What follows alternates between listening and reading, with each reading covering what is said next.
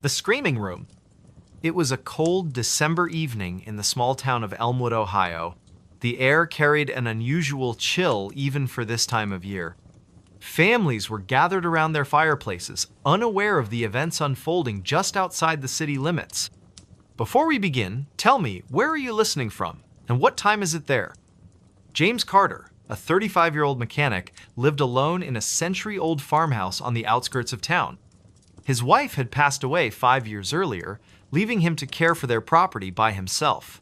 The house, though charming, had always given James an uneasy feeling, especially one particular room on the second floor. That night, as James finished repairing his truck in the garage, he noticed something strange. A faint sound, almost like whispering, seemed to be coming from upstairs. He glanced at the clock. 9:17 p.m. Too late for visitors, and definitely too late for his imagination to play tricks on him. Climbing the creaky wooden stairs, James felt the temperature drop noticeably. By the time he reached the second floor, his breath had become visible in the frigid air. The sound grew louder, more distinct now. It wasn't whispering anymore, it was screaming. The source came from the west wing of the house, a part of the building rarely used. Specifically, the Red Room, so named because its walls were painted a deep crimson that seemed to glow faintly in low light. James hesitated outside the closed door. The screams continued, echoing through the hallway. Taking a deep breath, James turned the brass doorknob. The door opened with a slow creak, revealing a scene that would haunt him forever. The room was empty, yet the screaming filled the space with an intensity that defied logic.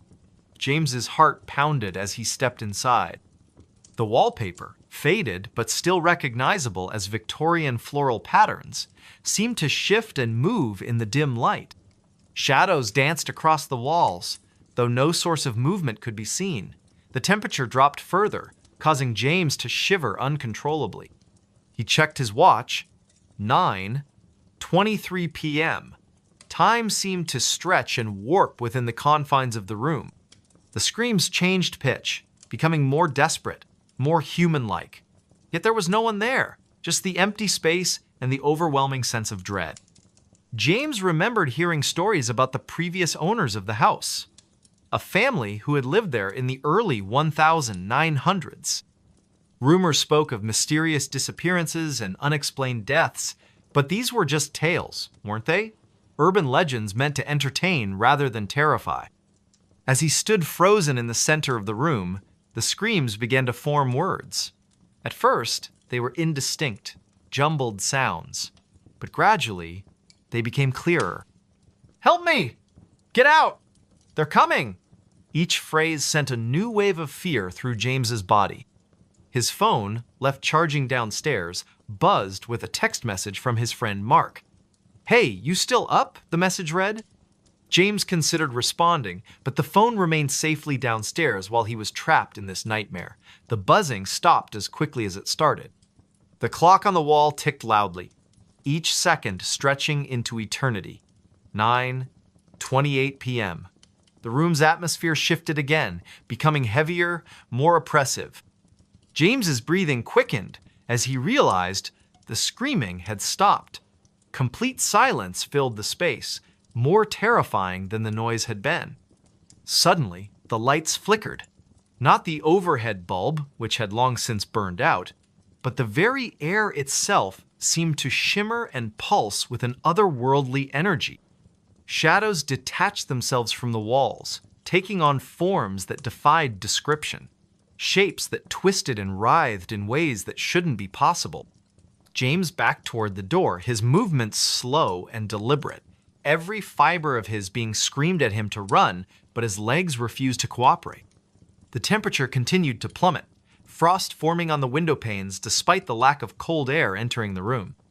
At 9:34 p.m., the door slammed shut behind him. The sound reverberated through the house, shaking the very foundations. James spun around, panic rising in his chest. The handle wouldn't budge, no matter how hard he pulled or pushed. The room had sealed itself off from the rest of the world. The shapes in the corners of the room began to move closer. Their forms solidified into something resembling human figures. But not quite. Eyes glowed with an unnatural light, mouths stretched impossibly wide. Whispers filled the air once more, surrounding James on all sides. "Who are you?" James demanded, his voice trembling despite his attempt to sound authoritative. The whispers responded, though no actual words could be discerned. Instead, they formed a cacophony of sound that threatened to overwhelm his senses. Time lost all meaning. Minutes stretched into hours, or perhaps it was only seconds. James couldn't tell anymore. His watch had stopped functioning, the hands frozen at 9:36 p.m. The room seemed to expand and contract, changing size and shape with each passing moment. Then, without warning, everything went silent. The shadows retreated to the corners, the temperature returned to normal, and the door opened easily when James turned the handle. Stepping out into the hallway, he found nothing unusual waiting for him.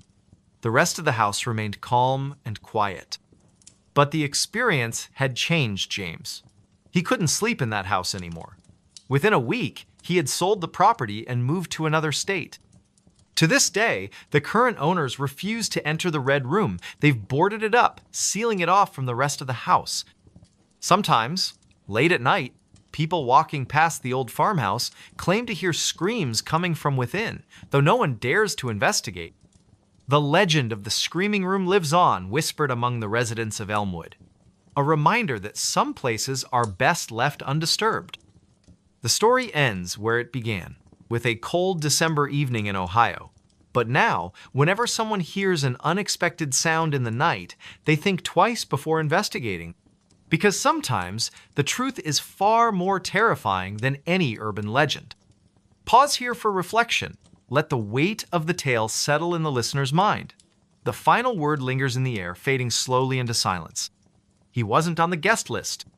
It was a chilly October evening in rural Vermont, where the small town of Willow Creek prepared for its annual autumn festival. The leaves had turned into fiery shades of red and orange, carpeting the ground beneath towering maple trees. The air carried the faint scent of wood smoke mingled with pumpkin spice, creating an atmosphere both cozy and mysterious. Rachel Thompson, a local schoolteacher in her early 30s, had volunteered to help organize this year's event. She stood near the entrance of the community center, clutching a clipboard filled with names and details. The golden hour light filtered through the trees, casting long shadows across the parking lot as families began arriving for the festivities. "Good evening, Mrs. Peterson." Rachel greeted a familiar face, checking off another name from her meticulously organized list. "Your grandchildren must be excited about the haunted house tour tonight." As the line of visitors grew longer, Rachel noticed a tall figure standing silently at the edge of the parking lot. He wore a dark overcoat that seemed out of place in the crisp but not freezing weather. His presence felt different, though she couldn't quite articulate why. Perhaps it was the way he remained motionless while everyone else bustled about, or how his gaze seemed fixed directly on her despite the distance. "Excuse me," came a voice behind her, startling Rachel from her thoughts. She turned to assist another family, but when she glanced back toward the parking lot moments later, the man was gone. Shaking off an inexplicable feeling of unease, she returned to her duties. The festival proceeded smoothly throughout the evening.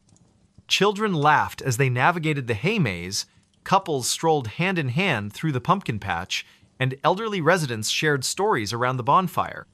Yet Rachel couldn't shake the image of that strange man from her mind. Several times, she caught herself scanning the crowd, searching for his distinctive silhouette. Around 9 o'clock, as the last scheduled events drew to a close, Rachel began directing volunteers in the cleanup process. The temperature had dropped noticeably, and a thin mist crept across the grounds, swirling around lampposts and benches. Most attendees had already departed, leaving only a few stragglers enjoying the final moments of the celebration. "Rachel," called Mark Harrison, one of the event coordinators, "have you seen anyone still wandering around?" I thought I heard footsteps near the old storage shed. A chill ran down Rachel's spine that had nothing to do with the cooling night air. No, everyone should be accounted for by now. She hesitated, then added, but earlier, there was this man. I never saw him approach the registration table. Mark frowned, adjusting his flashlight beam.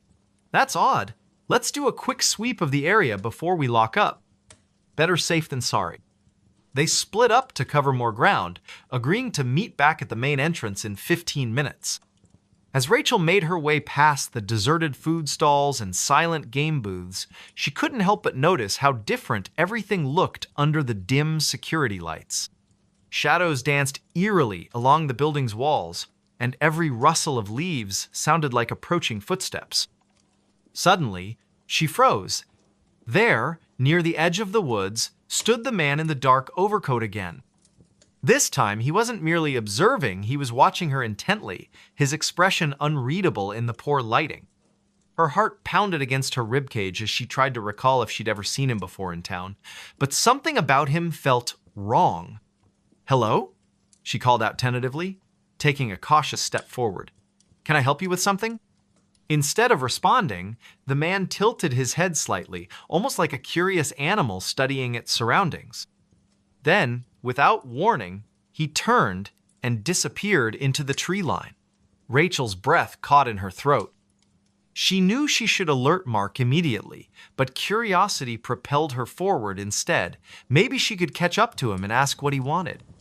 The forest path leading away from the festival grounds felt impossibly darker than it should have been. Moonlight struggled to penetrate the dense canopy above, and Rachel found herself relying heavily on her phone's flashlight app. Twigs snapped underfoot, and the occasional owl hooted in the distance, heightening her sense of isolation. After walking for what felt like 10 minutes, but was probably much less, she emerged into a small clearing. And there, standing perfectly still amidst the encroaching darkness, was the man once more. Up close, she realized his features were remarkably ordinary. Brown hair, average build, plain face, yet somehow profoundly unsettling. His eyes reflected her phone's light in an unnatural way, almost glowing. "You shouldn't be here," Rachel managed to say, her voice trembling despite her best efforts to sound authoritative. "This is private property." For the first time he spoke, his voice low and measured. "I'm looking for someone. They told me I'd find answers here." "What kind of answers?" she pressed, inching backward slowly. Every instinct screamed at her to run, but she forced herself to maintain eye contact. "Who are you looking for?" He didn't answer immediately. Instead, he reached into his coat pocket and withdrew a photograph. Even from several feet away, Rachel recognized the faded image instantly. It showed a young woman who bore a striking resemblance to herself. Same hair color, similar facial structure. Only the style of clothing suggested it was taken decades ago. "My sister," he said finally, his tone heavy with sorrow. "She went missing after attending one of these festivals." "That was," he paused, calculating, 2 years ago tonight." Rachel's blood ran cold. She remembered hearing vague rumors about a disappearance connected to the autumn festival, but no one ever talked about it openly. Local legends hinted at supernatural occurrences tied to the land itself, stories passed down through generations but rarely believed. Could this man truly be searching for closure after all these years? Before she could respond, a sudden gust of wind extinguished her phone's screen, plunging them both into near-total darkness. Panic surged through her veins as she fumbled to reactivate the device. When the light finally flickered back on, the man was gone. Not just stepped aside or hidden, completely vanished, as if he'd never existed. Shaken to her core, Rachel stumbled back toward the festival grounds, calling Mark's name repeatedly. Together, they searched the entire area again, finding no trace of the mysterious visitor. Later, while reviewing security footage from multiple angles, they discovered something even more disturbing. Not a single camera had captured any sign of the man in the dark overcoat. It was as though he'd slipped between the cracks of reality itself. In the weeks that followed, Rachel found herself unable to forget those haunting eyes or the photograph that seemed to bridge past and present. She began researching local history archives, determined to uncover the truth about the missing woman. What she learned chilled her to the bone. Numerous unexplained disappearances linked to the festival site over the past century. Each case involved a solitary individual vanishing without a trace during the annual celebration.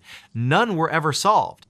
Despite warnings from friends and colleagues to let sleeping dogs lie, Rachel continued her investigation.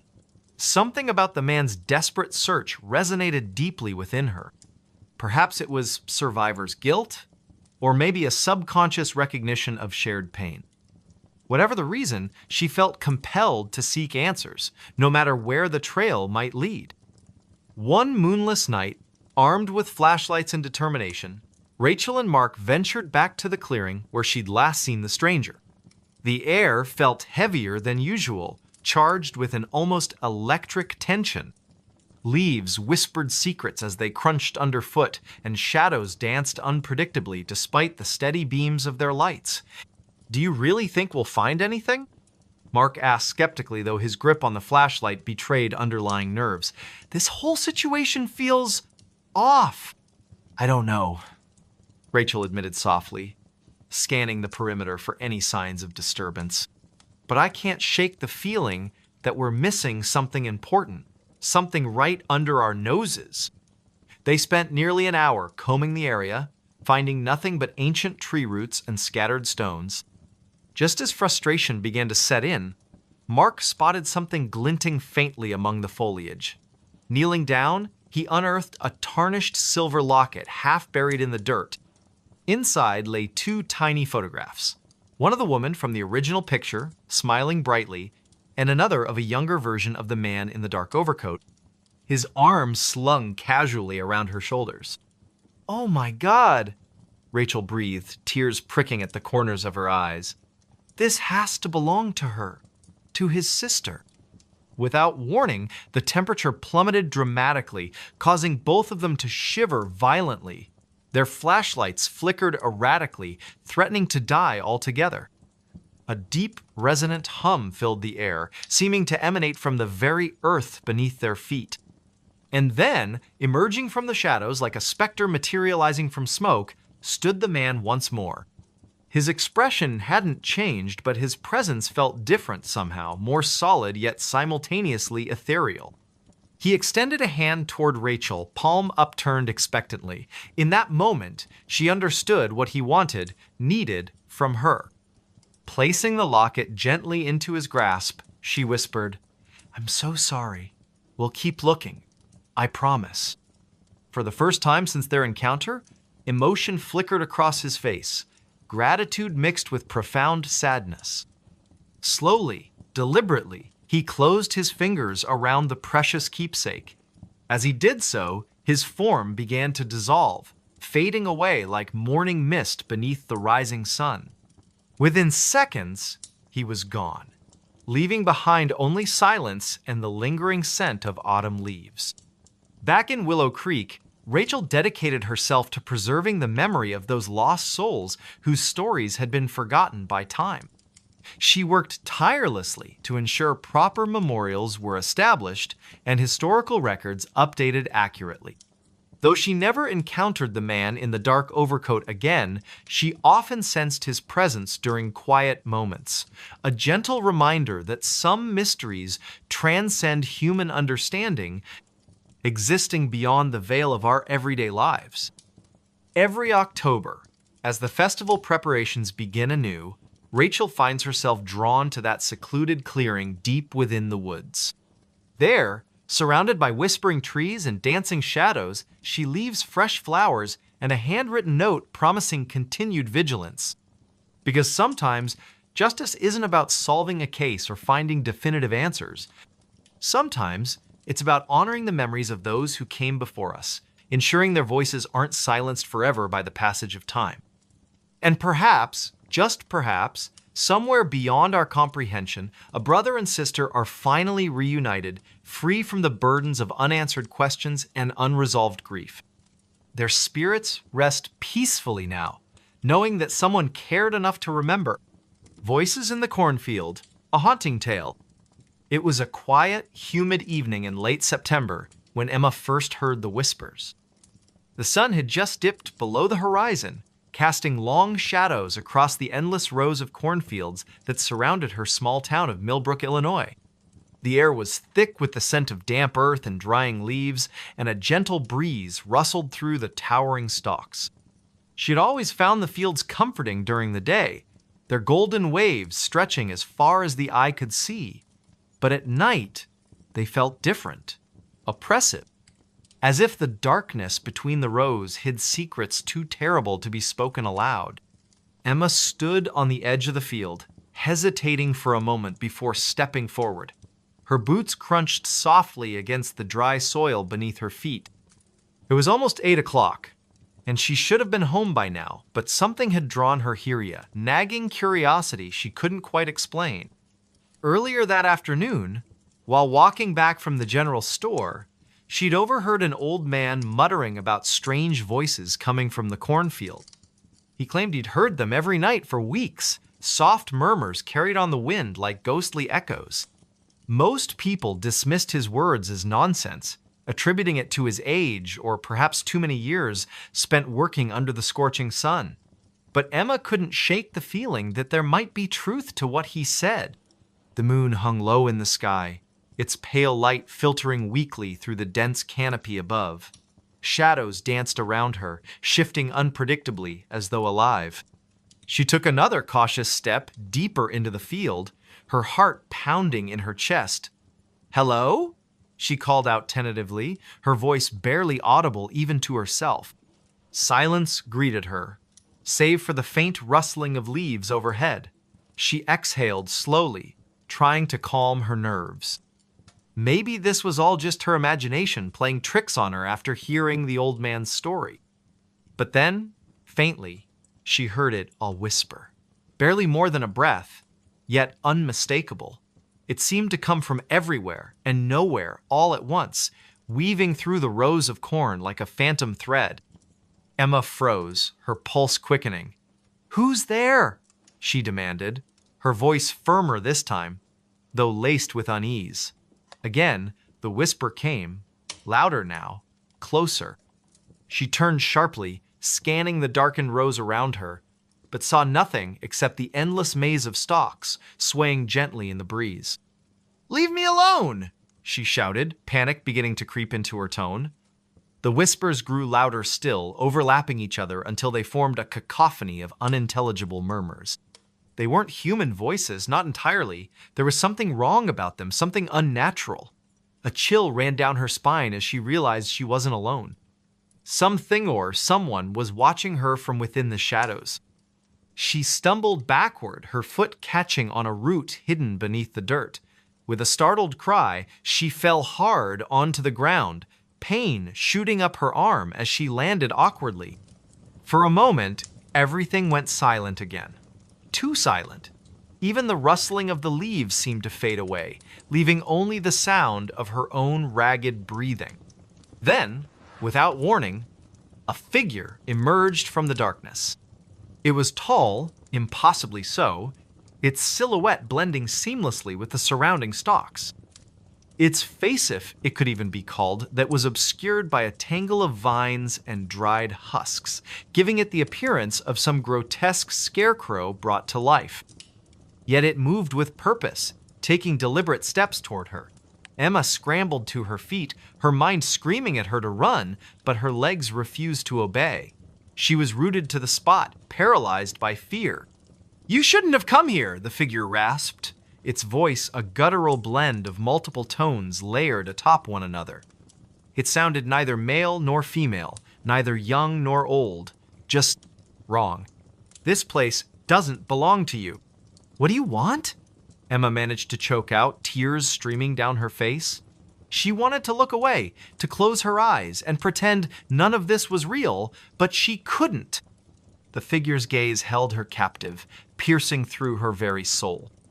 "The voices will tell you," it replied cryptically, tilting its head in a way that made her stomach churn. Before she could respond, it raised a gnarled hand and pointed deeper into the field. Against her will, Emma found herself turning to follow its gesture. There, nestled among the rows of corn, was a clearing she hadn't noticed before. In the center of the clearing stood an ancient stone altar, its surface stained with dark streaks that looked suspiciously like dried blood. Surrounding the altar were dozens of crude effigies fashioned from twisted branches and scraps of fabric, their hollow eyes seeming to stare directly at her. "What is this?" she whispered, her voice trembling. The figure didn't answer. Instead, it began to chant in a language she didn't recognize, the syllables rolling off its tongue in a rhythmic cadence that sent shivers coursing through her body. The whispers returned, louder now, drowning out the sound of the chanting. They pressed in on her from all sides, filling her ears and clouding her thoughts until she could no longer distinguish reality from nightmare. Images flashed before her eyes' faces, contorted in agony, bodies writhing in pain, screams echoing endlessly. She clutched her head, desperate to block out the visions, but they only grew stronger. Through the chaos, one word repeated itself over and over again: reap, reap, reap, reap. And then, as suddenly as it had begun, everything stopped. The whispers ceased, the visions vanished, the figure was gone. Emma collapsed to her knees, gasping for air as she tried to make sense of what had just happened. When she finally mustered the strength to stand, she stumbled out of the field and ran all the way back to town, not stopping until she reached the safety of her home. For days afterward, Emma avoided the cornfield at all costs. She told no one what she had seen, fearing they wouldn't believe her, or worse, that they would think she was crazy. But the memories lingered, haunting her dreams and leaving her perpetually on edge. She started hearing the whispers again, faint at first, but growing louder with each passing night. No matter where she went, they followed her, taunting her with fragmented phrases she couldn't fully understand. One evening, unable to endure the torment any longer, Emma decided to confront the source of the voices once and for all. Armed with a flashlight and a pocket knife, she returned to the field, determined to uncover the truth. The moonlight illuminated her path as she navigated the labyrinthine rows, her footsteps hesitant yet resolute. When she reached the clearing, she found the altar exactly as she remembered it, but this time, it wasn't empty. Lying atop the stone slab was a book bound in cracked leather, its pages yellowed with age. Etched into the cover were symbols unlike anything she had ever seen, intricate patterns that seemed to shift and writhe when viewed from certain angles. Her hands trembled as she picked it up, half expecting it to burn her skin or crumble to dust in her grasp. But it remained solid, heavy with secrets waiting to be uncovered. As she flipped through the pages, she discovered writings detailing rituals meant to summon entities from beyond the veil. Each entry described increasingly sinister ceremonies, culminating in a final passage written in bold, jagged handwriting: "To reap is to feed is to grow. To grow is to consume." Beneath the text was a drawing of the same figure she had encountered in the field, standing beside the altar with arms outstretched. A cold realization washed over her. This wasn't just some isolated haunting, it was a cycle, a ritual perpetuated by forces far older than humanity itself. And somehow, she had become entangled in it. Before she could process further, a familiar voice echoed behind her. "You've seen enough." She spun around to find the figure standing mere feet away, its presence radiating malice. This time, however, she didn't freeze. Summoning every ounce of courage she possessed, she lunged forward, driving the pocket knife into its chest, or rather, where its chest should have been. The blade passed harmlessly through the air, leaving the figure unharmed. "You cannot kill what does not live," it sneered, reaching out to grab her wrist. Pain shot through her arm as its grip tightened, forcing her to drop the knife. "But you can join us." "No!" she screamed, thrashing wildly in its grasp. Desperation fueled her movements, and she managed to break free, stumbling backward toward the edge of the clearing. Without thinking, she hurled the book into the air, watching as it landed squarely on the altar. Sparks erupted from the pages, igniting a fire that spread rapidly across the dry wood. The figure let out an unearthly shriek, its form flickering like a dying flame. "You don't know what you've done!" it roared, dissolving into smoke as the flames consumed the altar. Within moments, the entire clearing was ablaze, the heat searing her skin as she fled back toward the safety of the town. When she emerged from the field, coughing and covered in soot, she expected to feel relief. Instead, she felt emptiness, a void left behind by whatever force had been unleashed. The whispers were gone, replaced by an oppressive silence that weighed heavily on her shoulders. She knew deep down that destroying the altar hadn't ended the cycle, it had merely delayed it. Years later, residents of Millbrook would speak in hushed tones about the night the cornfield burned. Some claimed they saw shapes moving among the ashes, their forms indistinct yet undeniably present. Others reported hearing faint murmurs carried on the wind, though no one dared investigate further. As for Emma, she left town soon after, unable to bear the weight of what she had witnessed. But wherever she went, the memory of those voices followed her, a reminder that some secrets are best left buried. The last passenger never got off. It was a cold, damp night in the small town of Millbrook, nestled deep within the woods of upstate New York.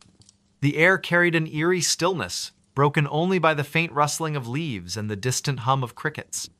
Somewhere near the edge of the forest, the old train station stood abandoned, its wooden structure warped and weathered by time. Paint peeled off the sign that once proudly announced Millbrook Station, now barely legible under layers of grime and neglect. Few people ventured here anymore, except for curious teenagers daring each other to explore its haunted history, or so the rumors went. On this particular evening, a group of 5 friends decided to visit the station as part of their weekend adventure. They had heard tales about strange occurrences at the sight whispers of passengers who never disembarked from the final train to pass through decades ago. None of them truly believed in ghosts, but the thrill of trespassing on forbidden ground was too tempting to resist. Among them were Emma, a skeptic with a sharp tongue; Daniel, her boyfriend, who loved anything supernatural; Mia, the quiet one who always seemed lost in thought; Jake, the joker whose laughter could fill even the darkest spaces; and Olivia, the cautious one who often served as the voice of reason. They arrived just after sunset, parking their car a mile away to avoid drawing attention.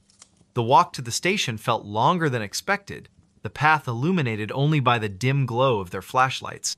Shadows danced along the trees, creating shapes that looked almost human if you squinted hard enough. As they approached the station, the atmosphere grew heavier, as though the very air resisted their presence. "This place gives me the creeps," Olivia muttered, clutching her flashlight tightly. "Are we sure this is safe?"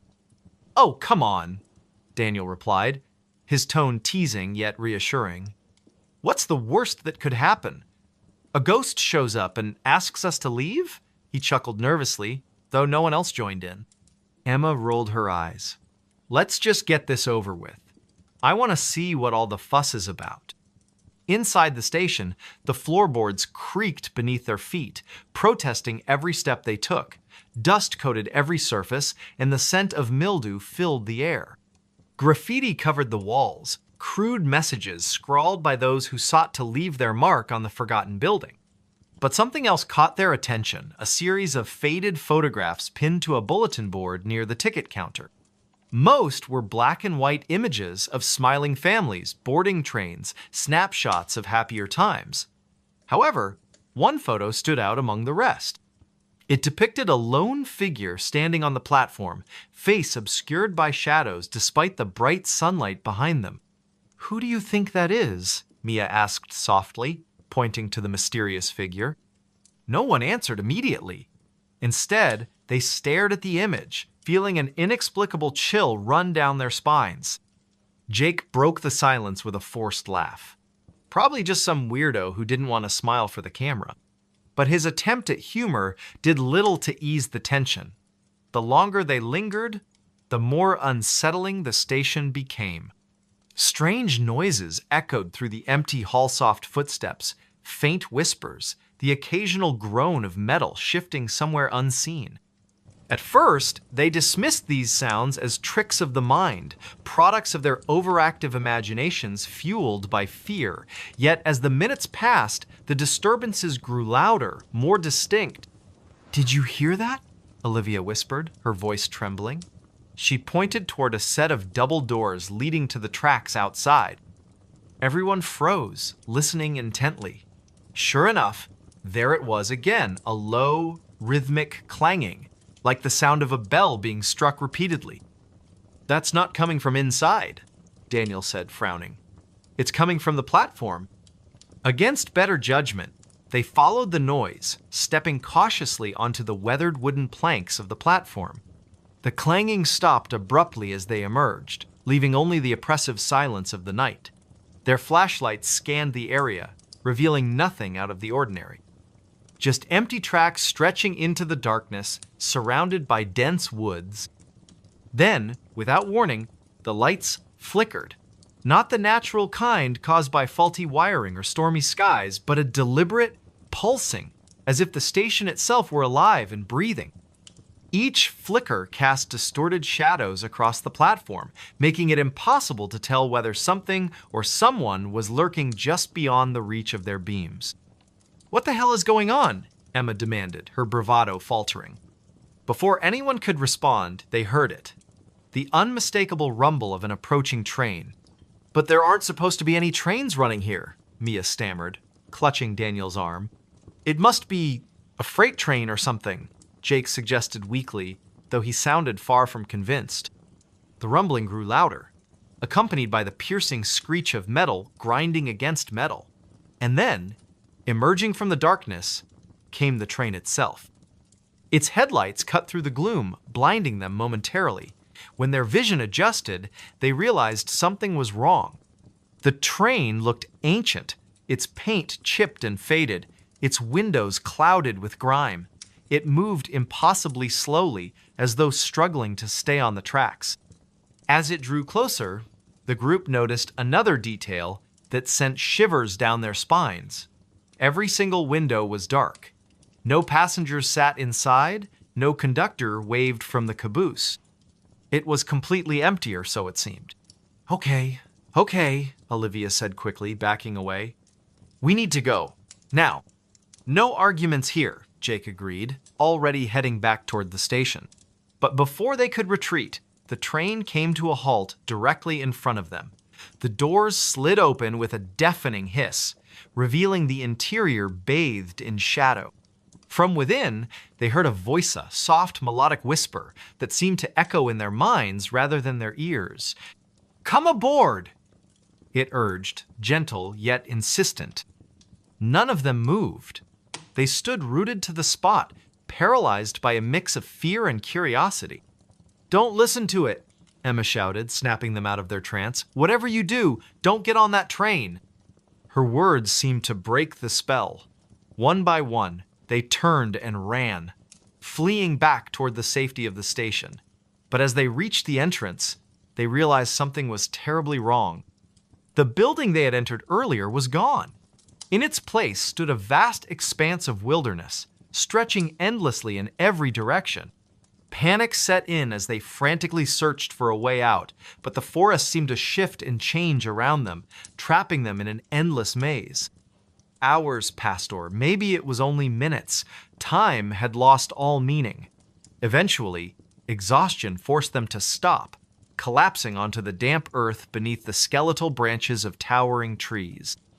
And that's when they saw it again, the train, waiting silently on invisible tracks. One by one, they began to disappear. First, it was Jake, who wandered off alone in search of help. Then Mia, lured away by the promise of finding shelter. Next came Olivia, driven mad by the constant whispers she swore only she could hear. Finally, Daniel succumbed to despair, convinced he would find answers aboard the train. Only Emma remained, clinging to the hope that she could escape whatever malevolent force had ensnared her friends. But as dawn broke over the horizon, casting pale light across the desolate landscape, she found herself standing on the platform once more. The train loomed before her, its doors wide open, inviting her to step inside. Tears streamed down her face as she realized the truth. She would never leave. Like the others, she was destined to become one of the last passengers, the ones who never got off. The forest fell silent again, save for the faint rustle of leaves and the distant hum of crickets. Somewhere near the edge of the woods, the old train station stood abandoned, its wooden structure warped and weathered by time. Paint peeled off the sign that once proudly announced Millbrook Station, now barely legible under layers of grime and neglect. Few people ventured here anymore, except for curious teenagers daring each other to explore its haunted history, or so the rumors went. They said the house was empty. The small town of Ridgewood, nestled deep in the heart of New England, had always been a place where whispers carried farther than voices. It was late autumn, and the air was crisp with the scent of fallen leaves and damp earth. The sun was setting behind the jagged tree line, casting long shadows over the quiet streets. A young woman named Emily Carter had just returned to her hometown after years of living in the city. She had come back for one reason: to settle the estate of her late uncle, a man she barely remembered from her childhood. Emily parked her car in front of the old house on Maplewood Lane, its peeling paint and sagging porch giving it an air of abandonment. She stepped out of the car, her boots crunching softly against the gravel driveway. The house stood at the edge of town, surrounded by dense woods that seemed to lean inward, as if trying to swallow it whole. Locals had always avoided this place, calling it cursed or haunted. But Emily dismissed such tales as superstition. "It's just an old house," she muttered under her breath, though her voice trembled slightly. "Nothing more." She reached into her coat pocket and pulled out the key her lawyer had given her earlier that day. The metal felt cold against her fingers as she inserted it into the lock. With a creak that echoed through the stillness, the door swung open. The interior was dark, the air heavy with the smell of mildew and decay. Emily fumbled for the light switch, her hand brushing against the rough texture of the wall. When the overhead bulb flickered to life, revealing the dusty furniture and cobweb-covered corners, she let out a shaky breath. "Not exactly homey," she said aloud, attempting to mask her unease with sarcasm. As she began to explore the house, her footsteps echoed ominously on the creaky wooden floors. Each room she entered seemed frozen in time, filled with relics of a life long forgotten. In the kitchen, yellowed newspapers lay scattered across the counter, their headlines faded but still legible. On the dining table sat a single plate, untouched and covered in a fine layer of dust. Something about the scene made Emily's stomach churn. It was then that she noticed the faint sound of footsteps coming from upstairs. Her heart skipped a beat. "Hello," she called out, her voice wavering. "Is someone there?" Silence greeted her words, broken only by the distant rustle of trees outside. Shaking her head, she tried to convince herself it was just the wind or the settling of the old house. But deep down, she couldn't ignore the creeping sensation that she wasn't alone. Determined to finish what she'd come here to do, Emily climbed the staircase, each step groaning beneath her weight. At the top, she found herself facing a long hallway lined with closed doors. One of them stood slightly ajar, a sliver of dim light spilling out onto the floor. She hesitated, her hand hovering over the doorknob. "Who could possibly be here?" she whispered, her voice trembling with a mix of fear and curiosity. Pushing the door open, she stepped inside. The room was empty, save for a rocking chair in the corner, swaying gently as if someone had just gotten up from it. Emily froze, her eyes darting around the space. There was no one there, yet the movement of the chair defied explanation. She backed out slowly, her pulse racing. By the time she reached the bottom of the stairs, night had fallen completely. Shadows danced across the walls, cast by the flickering light of the single bulb above her head. Emily decided to call it a night, retreating to her car to retrieve her overnight bag. As she crossed the threshold once more, she felt a sudden chill run down her spine. The temperature in the house had dropped noticeably, despite the lack of windows being open. She wrapped her arms around herself, trying to shake off the feeling of dread that was steadily growing within her. Setting her bag down in the living room, she lit a few candles to supplement the weak electric light. That's when she heard a soft whisper, so faint it might have been her imagination. Leave. Her blood ran cold. "Who's there?" she demanded, her voice stronger now, though her hands were shaking. No response came, but the whisper repeated itself, louder this time. "Leave while you can." Panic rising, Emily grabbed her phone and dialed the local sheriff's office. The operator assured her they would send someone over immediately, but as she hung up, she realized how isolated the house truly was. By the time help arrived, anything could happen. Minutes passed like hours as she sat huddled on the couch, clutching a flashlight. Every creak of the house sent her nerves spiraling. Finally, headlights appeared in the distance, cutting through the darkness. Relief washed over her as two officers stepped out of their patrol car and approached the house. "Evening, ma'am," one of them said, tipping his hat. "You reported some trouble?"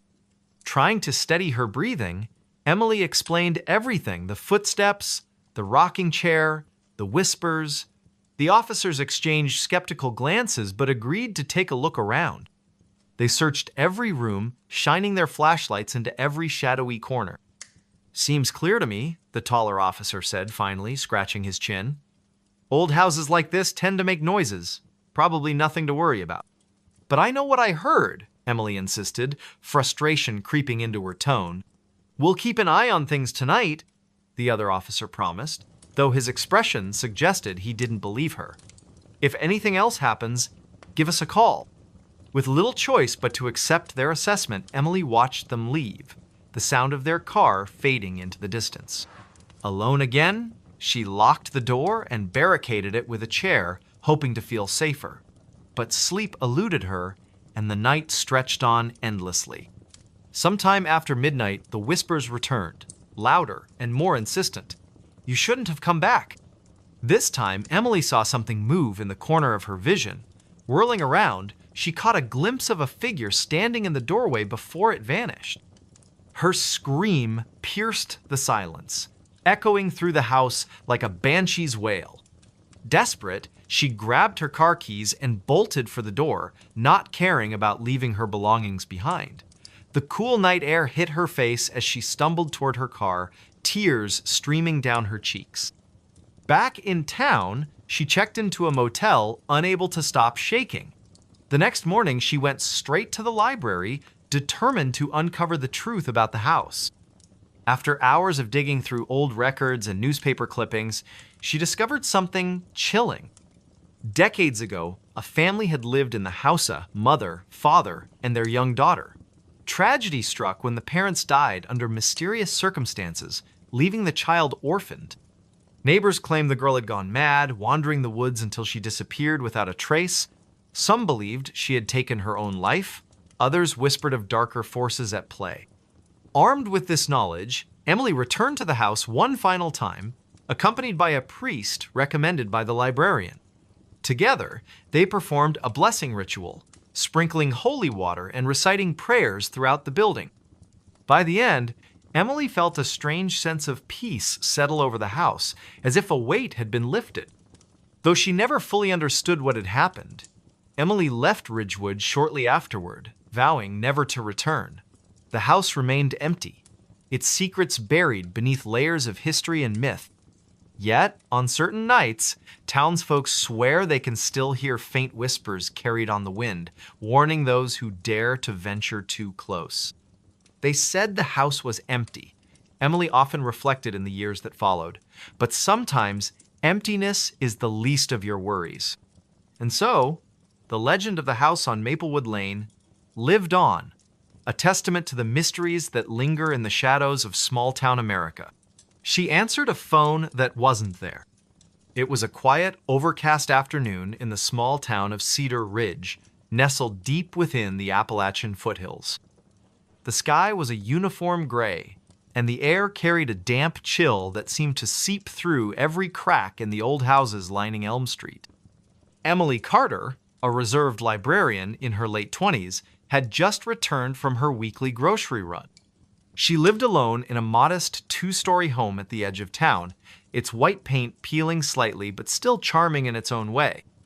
As she stepped inside, she noticed something unusual, a faint ringing sound echoing through the house. Her brow furrowed as she set down her bags. "That's strange," she muttered under her breath, glancing around the living room. She didn't own a landline phone, nor did she have any devices capable of producing such a clear, mechanical ring. It wasn't her cell phone either. It lay silent on the kitchen counter, screen dark. The ringing continued, steady and persistent, as if demanding attention. Emily hesitated for a moment, then followed the sound. It seemed to be coming from upstairs. Each step creaked beneath her weight, amplifying the eerie atmosphere. The hallway upstairs was dimly lit, shadows stretching long across the worn carpet. The ringing grew louder, more insistent, until she found herself standing outside the door to the spare bedroom, a room she rarely used. With a deep breath, she turned the doorknob and pushed the door open. Inside, the room was exactly as she'd left it last.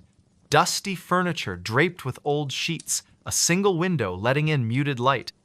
But there, sitting on the floor, in the center of the room, was an old rotary phone. Its black cord snaked across the floor like a serpent, disappearing into the wall where no outlet existed.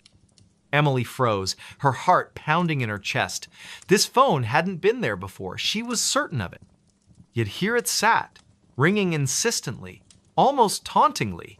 Against her better judgment, she approached it. The closer she got, the colder the air became, until her breath formed tiny clouds in front of her face. Her hand trembled as she reached out, hovering inches above the receiver. Finally, she picked it up and pressed it to her ear. "Hello?" she whispered, her voice barely audible. For a moment, there was only silence on the other end. Then came a soft, distorted voice, barely human. "Help me!" it rasped, each word dragging out like a mournful wail. "Please, help me!" Emily dropped the phone, stumbling backward until she hit the wall. The voice continued, growing louder and more desperate. "Who are you?" she cried, clutching her arms tightly around herself. "What do you want?" But the voice didn't answer directly. Instead, it began to chant, repeating the same phrase over and over again. "Find me, find me, find me." Suddenly, the line went dead. The room fell silent, except for the sound of Emily's ragged breathing. When she looked back at the phone, it was gone. Vanished without a trace. Later that evening, Emily sat at her kitchen table, trying to make sense of what had happened. The rational part of her mind insisted it had been some kind of hallucination or prank. But the icy sensation that lingered in the spare bedroom told her otherwise. She poured herself a cup of tea, hoping the warmth would calm her nerves.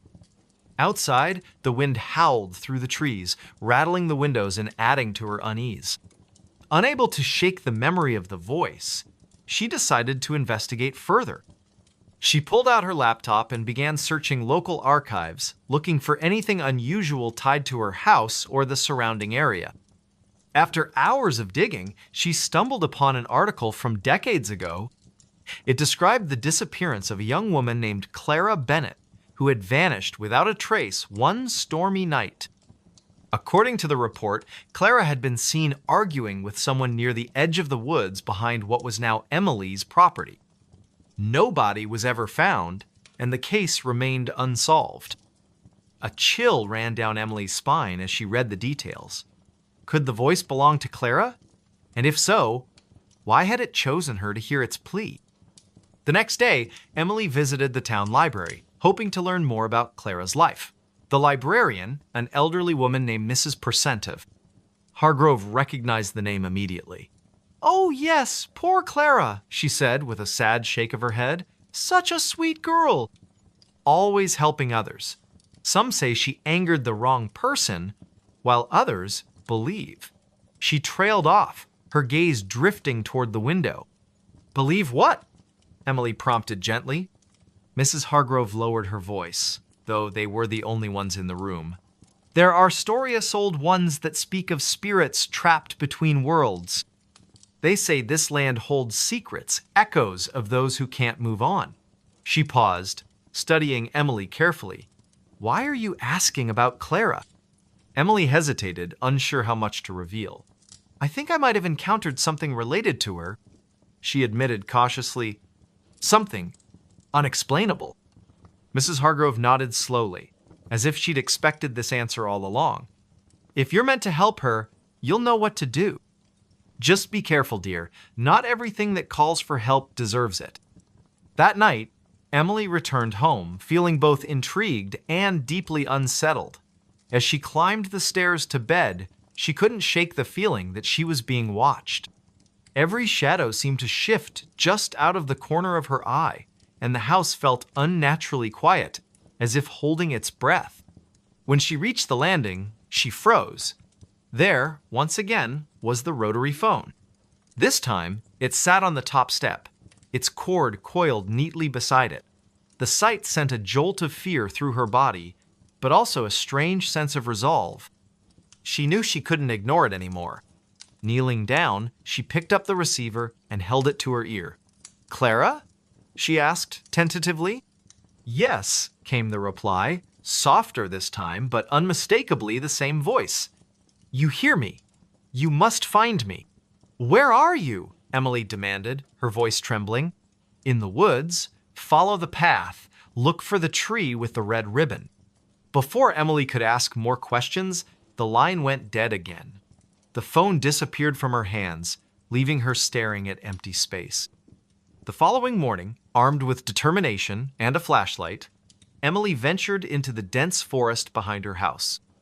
The path she followed was narrow and overgrown, the trees towering above her like silent sentinels. The air smelled earthy and damp, and the only sounds were the crunch of leaves beneath her boots and the occasional rustle of unseen creatures. After walking for nearly 20 minutes, she spotted a massive oak tree with a faded red ribbon tied around its trunk. Her pulse quickened as she approached. At the base of the tree, partially hidden by moss and roots, was a small wooden box. With shaking hands, she opened it. Inside was a collection of personal belongings, a tarnished locket, a handwritten letter, and a photograph of a smiling young woman who bore a striking resemblance to the image of Clara she'd seen online. Tears welled up in Emily's eyes as she realized the significance of her discovery. These items weren't random, they were clues, pieces of a puzzle waiting to be solved. She carefully gathered them and brought them back to her house, determined to piece together the truth. Over the next several weeks, Emily delved deeper into Clara's story, uncovering a web of betrayal, jealousy, and tragedy. She learned that Clara had been involved with a man whose family disapproved of their relationship. On the night she disappeared, witnesses claimed they saw her arguing with him near the woods. Many believed he had something to do with her vanishing, but without evidence, nothing could be proven. One evening, as Emily pored over documents spread across her dining table, she heard the familiar ringing sound again. Turning slowly, she saw the rotary phone resting on the couch. This time, however, it wasn't calling Harriet, was simply there, as if waiting. Summoning her courage, she walked over and picked up the receiver. "Clara?" she said softly. "Thank you," came the voice, clearer and more peaceful than before. "You've given me peace." And then, just like that, the phone vanished. For good this time. In the days that followed, Emily felt a profound sense of closure, not just for Clara, but for herself as well.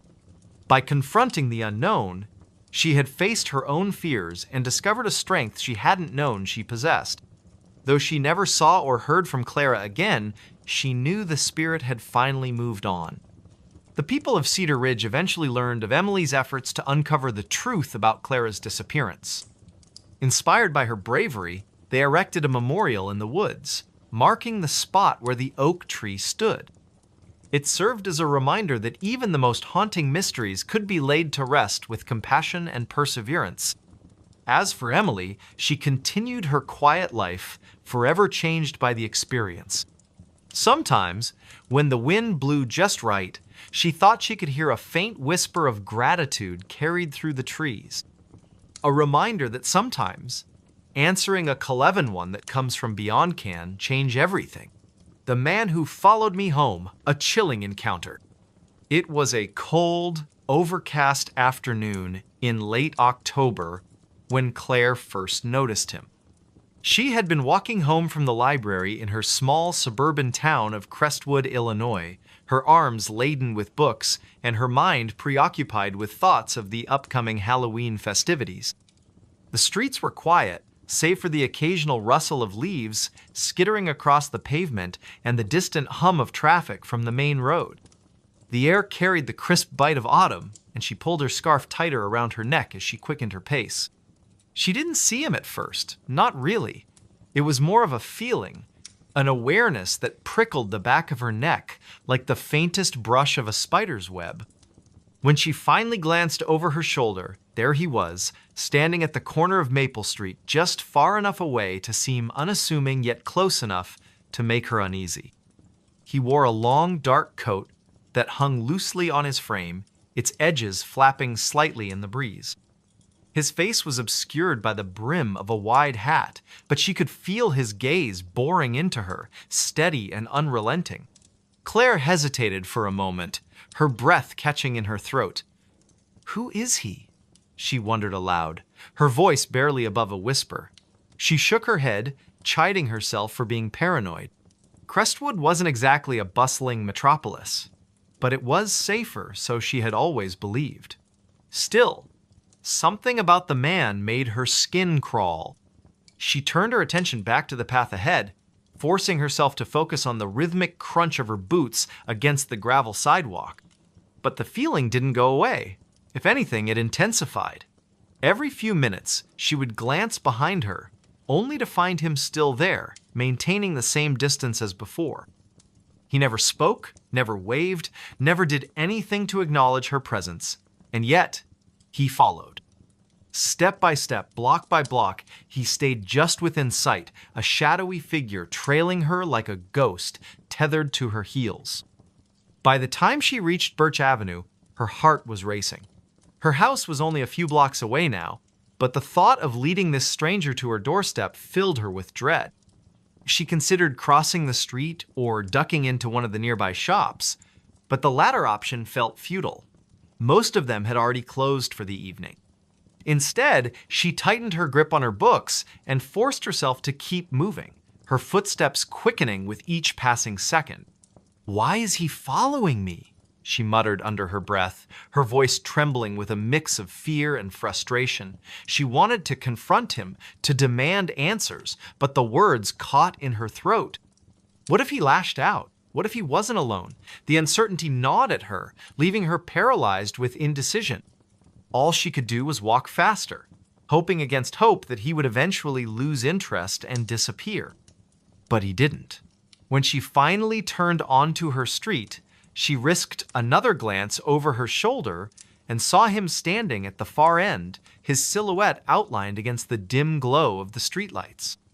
For a brief moment, their eyes met, or at least, she thought they did. Then, without warning, he stepped into the shadows and vanished.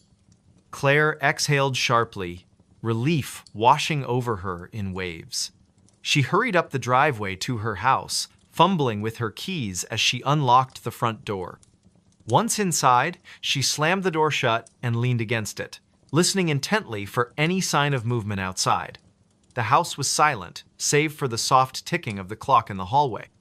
She locked the door and drew the curtains, her hands shaking as she moved from room to room, checking every window and peering out into the darkness beyond.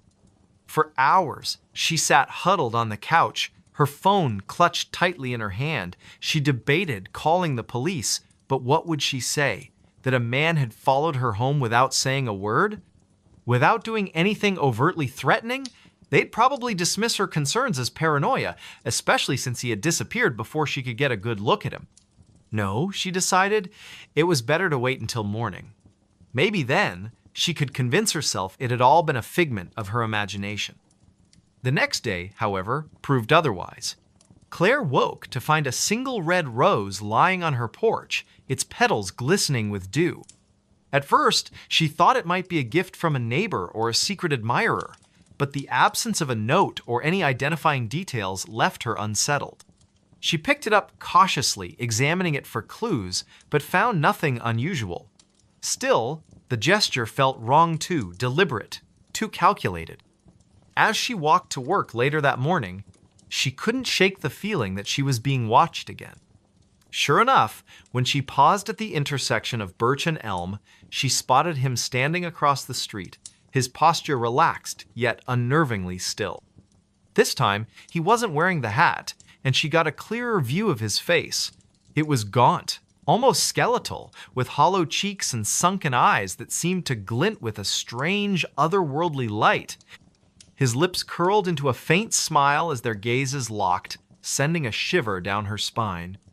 Claire broke eye contact and hurried across the street, her pulse hammering in her ears. She ducked into a nearby cafe, ordering a coffee she didn't really want, just to have an excuse to stay indoors. From the safety of the window seat, she watched as he lingered outside, his expression unreadable. After several agonizing minutes, he finally turned and walked away, disappearing into the crowd. Over the next few days, the encounters grew more frequent and more disturbing. Wherever she went, he was there. At the grocery store, in the park, even outside her office building. He never approached her, never said a word, but his presence was constant, suffocating. Friends and coworkers began to notice her growing anxiety, asking if everything was okay. She tried to laugh it off, attributing her behavior to stress or lack of sleep, but deep down, she knew the truth. Something was terribly wrong. One evening, after returning home from work, Claire discovered a note tucked beneath her windshield wiper. Written in jagged, uneven handwriting were the words, "I've been waiting for you." Her stomach churned as she read the message over and over, each repetition making it feel more menacing. She crumpled the paper in her fist and threw it into the trash. But the damage was done. Sleep eluded her that night, her mind racing with questions she couldn't answer. Who was he?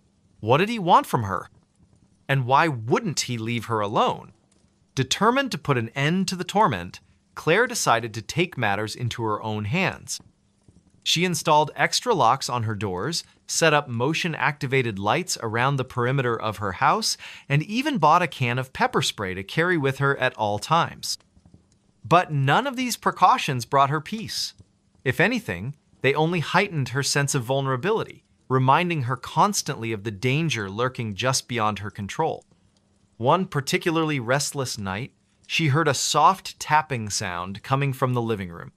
At first, she thought it might be the wind rattling the windows, but when she investigated, she found the source of the noise. A single finger pressed against the glass of her sliding door. It was him. His face loomed mere inches away, pale and expressionless, his eyes gleaming with an intensity that made her blood run cold. Without thinking, Claire grabbed the nearest object, a heavy ceramic vase, and hurled it at the door. The impact startled him, causing him to stumble backward. Seizing the opportunity, she bolted to her bedroom and locked the door behind her, her chest heaving as she fought to catch her breath. Outside, she heard the unmistakable sound of footsteps retreating into the night. The next morning, she called the police, recounting everything that had happened in painstaking detail. To her surprise, they took her seriously, promising to patrol the area more frequently and advising her to document any future incidents. For a while, things seemed to improve. The man stopped appearing in public places, and the notes ceased entirely. Claire allowed herself to believe that the nightmare was finally over. But then, on a rainy Tuesday evening, she received a package in the mail. There was no return address, no indication of who had sent it. Inside, she found a photograph of herself taken from outside her bedroom window, along with a short letter written in the same jagged handwriting as before. The message was simple yet chilling. "You can't escape me." Panic surged through her veins as she realized the implications. He had been watching her all along, studying her routines, learning her habits. The idea that he knew her life so intimately down to the layout of her home was unbearable. She packed a bag and fled to a friend's house in Chicago, hoping the distance would offer some measure of protection. For weeks, she lived in a state of constant vigilance, jumping at every unfamiliar sound and avoiding crowded spaces where she might encounter him. Yet, despite her efforts, she couldn't shake the feeling that he was still out there, biding his time. One night, as she lay awake in bed, she heard the faintest creak of floorboards in the hallway. Her heart stopped. Slowly, she reached for the baseball bat she kept beside her bed and crept toward the door. When she opened it, the hallway was empty, or so she thought. As she turned to go back to bed, a hand shot out from the shadows, grabbing her wrist with an iron grip. She screamed, swinging the bat wildly, but he was too strong. His face emerged from the darkness, twisted into a grotesque grin that revealed rows of jagged teeth. "You should have stayed," he whispered, his voice low and guttural. "Now you'll never be free." Claire's world dissolved into chaos. She struggled, kicked, clawed, but it was no use. His strength was overwhelming, his presence suffocating. Just as she felt consciousness slipping away, she heard the distant wail of sirens. Whether they were real or imagined, she couldn't tell. All she knew was that she had failed to escape the man who followed her home. He laughed, but no one was around. It was a quiet, overcast afternoon in the small town of Pine Ridge, tucked away in the rolling hills of rural Pennsylvania. The sky hung low and gray, casting long shadows across the landscape as if nature itself were holding its breath. Most of the townsfolk had retreated indoors to escape the chill that lingered in the air, leaving the streets eerily deserted. Somewhere in the heart of this sleepy community stood an old, decrepit house known only as the Laughing House. Locals avoided it at all costs, claiming strange noises emanated from within laughter, they said, deep and echoing, though no one lived there anymore. On this particular day, a group of 5 friends decided to investigate the rumors surrounding the house. They weren't thrill seekers or paranormal enthusiasts, they were just bored teenagers looking for something to do on a gloomy Saturday afternoon. Among them were Ethan, the self-proclaimed leader with a knack for talking himself out of trouble; Claire, the skeptic who preferred logic over superstition; Ryan, the joker whose sarcasm often masked his unease; Melissa, the quiet observer who noticed things others missed; and Ben, the cautious one who always seemed to be scanning their surroundings for danger. They arrived at the edge of the property just after 3 o'clock, parking their bikes behind a cluster of bushes to avoid drawing attention. The house loomed before them like a forgotten relic of another era, its once white paint now peeling away in large flakes, revealing rotting wood beneath. Shutters hung crookedly from the windows, some missing entirely, while vines crept up the walls like skeletal fingers reaching for the sky. A weathered sign nailed to the gate read, "No trespassing," but the letters had faded so much they were barely legible. "This place looks like it belongs in a horror movie," Ryan quipped, forcing a laugh that sounded more nervous than amused. "Let's just get this over with," Claire replied, her tone clipped. She adjusted the strap of her backpack, which contained a flashlight, a notebook, and a few snacks just in case. Ethan stepped forward, pushing open the creaking gate with a loud groan. "Relax, guys. It's probably just some old pipes rattling or wind blowing through cracks. Nothing scary about that." As they approached the front door, the atmosphere grew heavier, almost suffocating. The air smelled faintly of mildew and decay, and the silence was so profound it felt unnatural. Every step they took toward the house seemed to amplify the sound of their own breathing, making them hyper-aware of their presence in what should have been an abandoned space. Melissa paused, glancing over her shoulder. Does anyone else feel like we're being watched? Ben frowned, scanning the surrounding trees. Probably just squirrels or birds. Still, let's not stay too long. Inside, the house was even worse than they had imagined. Dust covered every surface, and cobwebs hung like curtains between pieces of broken furniture. Faded wallpaper peeled away from the walls, exposing patches of crumbling plaster. In the corner of the living room, an antique grandfather clock stood frozen at 3:17. Its hands rusted into place. "This is creepy as hell," Ryan muttered, kicking a loose floorboard absent-mindedly. "Shh," Claire hissed, holding up a hand. "Do you hear that?" At first they thought it might be the wind, but then it came again, a low, rumbling chuckle that seemed to echo from nowhere and everywhere all at once. It wasn't a pleasant laugh either. It was hollow, almost mechanical, as though someone or something were mimicking human emotion without truly understanding it. "What the?" Ethan trailed off, his voice barely above a whisper. "It's coming from upstairs," Melissa said softly, pointing toward the staircase. "No way am I going up there," Ben declared firmly. "We didn't come all this way just to chicken out now," Ethan shot back, though his bravado wavered slightly. Against their better judgment, they climbed the stairs, each step groaning under their weight. The laughter grew louder as they ascended, reverberating through the narrow hallway until it felt like it was inside their heads. At the end of the corridor, a single door stood ajar, light spilling through the crack. "That's impossible," Claire whispered, her brow furrowing. "There are no lights on in this house." Ignoring her warning, Ethan pushed the door open. Inside was a small bedroom, its walls lined with faded floral wallpaper. An old rocking chair sat in the center of the room, swaying gently despite the absence of any breeze. On the dresser, a dusty mirror reflected their pale, frightened faces. And then, without warning, the laughter erupted, a deafening cacophony that made their ears ring and their hearts race. They spun around, searching for the source, but the room was empty. Okay, we need to leave. Now," Ben insisted, backing toward the door. But before they could retreat, the door slammed shut with a resounding thud. The laughter continued, growing louder and more distorted until it sounded less like a person and more like static on an old radio. "What's happening?" Melissa cried, clutching Ethan's arm. "I don't know," he shouted back, his voice tinged with panic. Suddenly, the mirror began to ripple, its surface rippling like water disturbed by a stone. From within, a shadowy figure emerged, its form indistinct but undeniably humanoid. Its mouth stretched impossibly wide, revealing rows of jagged teeth, and its eyes glowed with an unnatural light. "Run!" Claire screamed, grabbing Melissa's hand and pulling her toward the window.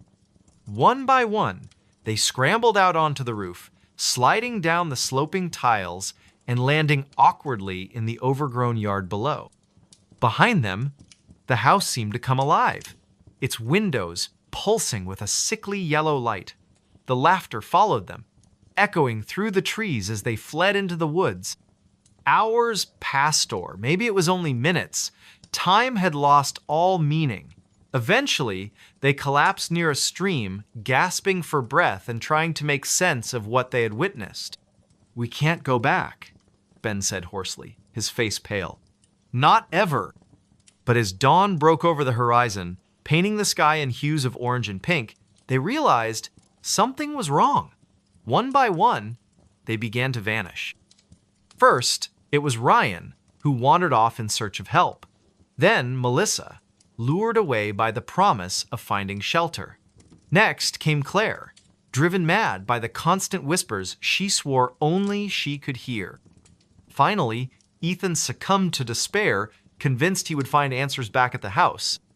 Only Ben remained, clinging to the hope that he could escape whatever malevolent force had ensnared his friends. But as he stumbled back into town, disheveled and wide-eyed, he found himself standing in front of the laughing house once more.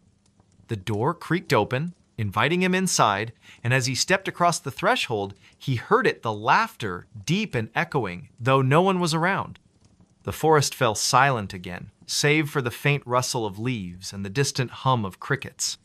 Somewhere in the heart of this sleepy community stood an old, decrepit house known only as the Laughing House. Locals avoided it at all costs, claiming strange noises emanated from within laughter, they said, deep and echoing, though no one lived there anymore. The campground that disappeared. It was late summer, the kind of season where the days stretched endlessly and the nights carried a cool breeze that hinted at autumn's approach.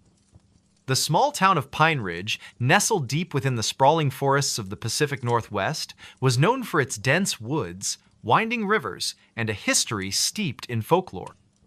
Among the locals, there were whispers of a place called Shadow Pines Campground, a remote site deep in the wilderness that had become infamous for strange occurrences. Most dismissed these tales as campfire stories meant to scare children, but not everyone believed they were just myths. Daniel Harper, a young journalist from Seattle, had always been drawn to the eerie and unexplained. He had heard about shadow pines during a trip to Pine Ridge a few years prior, but it wasn't until recently that he decided to investigate further. The stories fascinated him, accounts of hikers vanishing without a trace, strange lights flickering in the forest at night, and an overwhelming sense of dread that seemed to permeate the area. Determined to uncover the truth, Daniel packed his gear and set out on a journey into the heart of the woods. The drive to Pine Ridge was long and lonely, the road narrowing as he ventured deeper into the wilderness. By the time he arrived, dusk was settling over the landscape, painting the sky in hues of orange and purple. The air was thick with the scent of pine and damp earth, and the distant call of birds echoed through the trees.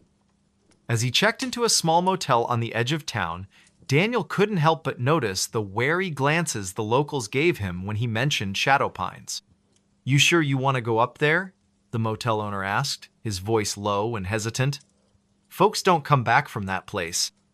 "I'll be fine," Daniel replied with a forced smile, though the man's words lingered in his mind. "Just looking to write a story." The next morning, armed with a map, flashlight, notebook, and camera, Daniel began his trek into the forest. The path leading to Shadow Pines was overgrown, the trail barely visible beneath layers of moss and fallen leaves. The farther he went, the quieter the world became. Even the rustling of animals seemed to fade, leaving only the sound of his own footsteps crunching against the ground. After hours of hiking, he finally reached the clearing where the campground was said to be located. What he found, or rather, didn't find, left him unsettled. There were no tents, no fire pits, no signs of human activity whatsoever, just an empty expanse surrounded by towering trees that loomed like silent sentinels. The air felt heavier here, almost suffocating, and a chill ran down his spine despite the warmth of the day. "This can't be right," Daniel muttered, consulting his map again. According to the markings, this was the exact spot where Shadow Pines should have been. Yet there was nothing but emptiness. As he stood there, trying to make sense of what he was seeing, he noticed something odd. Scattered around the clearing were remnants of what appeared to be old camping equipment-trusted lanterns, tattered tarps, even a child's doll half buried in the dirt. It was as if the campground had been abandoned suddenly, with no time to pack up or clean up. A sharp snap of a twig behind him made him whirl around, his heart pounding. "Hello?" he called out, his voice echoing unnaturally in the stillness.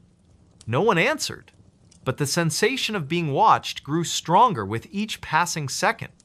Deciding to document everything, Daniel began taking photographs of the clearing and the scattered debris. As he snapped a picture of the doll, his camera emitted a strange buzzing noise before shutting off completely. Frowning, he fiddled with the device, but it refused to turn back on. "Great," he muttered under his breath, stuffing the useless camera into his bag. "Guess I'll have to rely on notes." He moved closer to inspect the doll more closely, crouching down to brush away some of the dirt covering its face.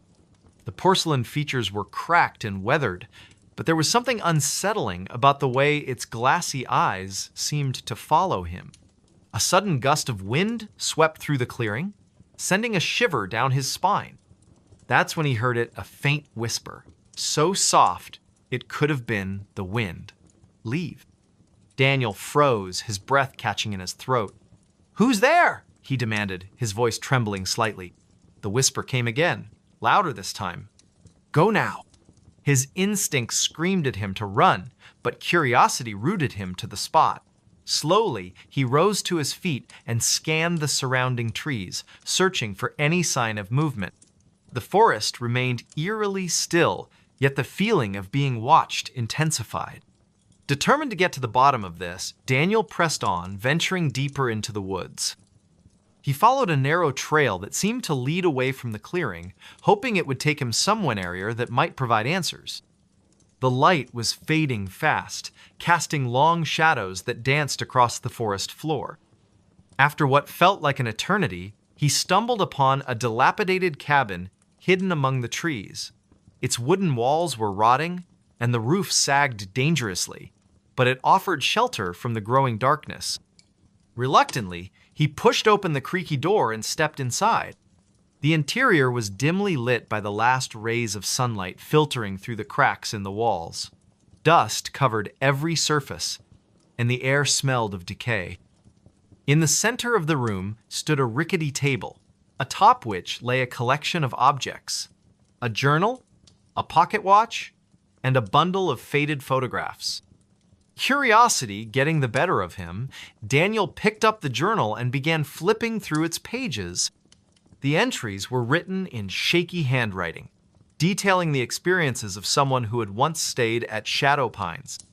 The writer described hearing voices in the night, seeing shadowy figures moving between the trees, and feeling an unbearable sense of dread that never lifted. One passage caught his attention. "They say the forest is alive, watching, waiting. If you listen closely, you can hear it calling your name. Don't answer. Whatever you do, don't answer." A chill ran down Daniel's spine as he read those words. Before he could process them further, a loud thud outside made him jump. Dropping the journal, he grabbed his flashlight and cautiously approached the window. Peering out into the gloom, he saw nothing but swaying branches and shifting shadows. Or so he thought. As he stared harder, he realized one of the shadows wasn't moving with the wind. It stood perfectly still, darker and denser than the others. And then, slowly, it began to move toward the cabin. Panic surged through him, and he backed away from the window, his mind racing. Should he stay and try to defend himself, or flee into the unknown depths of the forest? The decision was made for him when the front door burst open with a deafening crash. Heart pounding, Daniel bolted out the back door, not daring to look behind him. Branches clawed at his arms and face as he ran, the forest seeming to close in around him. The whispers returned, louder now, overlapping in a cacophony of voices that urged him to stop, to turn around, to give in. "No!" he shouted, his voice raw with desperation. "I won't stop!" Somehow, miraculously, he found his way back to the trail leading out of the woods. By the time he emerged onto the main road, dawn was breaking, painting the sky in soft pastels. Exhausted and shaken, he collapsed onto the ground, gasping for breath. When he finally mustered the strength to stand, he turned back to look at the forest one last time. Through the mist, rising from the trees, he could see the outline of the clearing where Shadow Pines had supposedly been. But now, instead of emptiness, there was something elsey, cluster of tents, flickering campfires, and figures moving about as if nothing were amiss. Blinking in disbelief, Daniel rubbed his eyes, certain he was hallucinating. When he looked again, the scene was gone, replaced once more by the desolate expanse. Shaken to his core, Daniel returned to Pine Ridge and wrote his article about Shadow Pines, though few believed his account. Over time, the story faded from memory, becoming just another tale whispered around campfires. But Daniel never forgot. On quiet nights, he sometimes thought he could still hear the whispers, faint and distant, calling him back to the campground that disappeared. And deep in the forest, the shadows waited, patient and eternal. The wrong voice on the baby monitor. It was a humid summer evening in the small suburban town of Maple Grove, Illinois. The kind of night where the air felt thick and heavy, clinging to your skin no matter how many fans you turned on.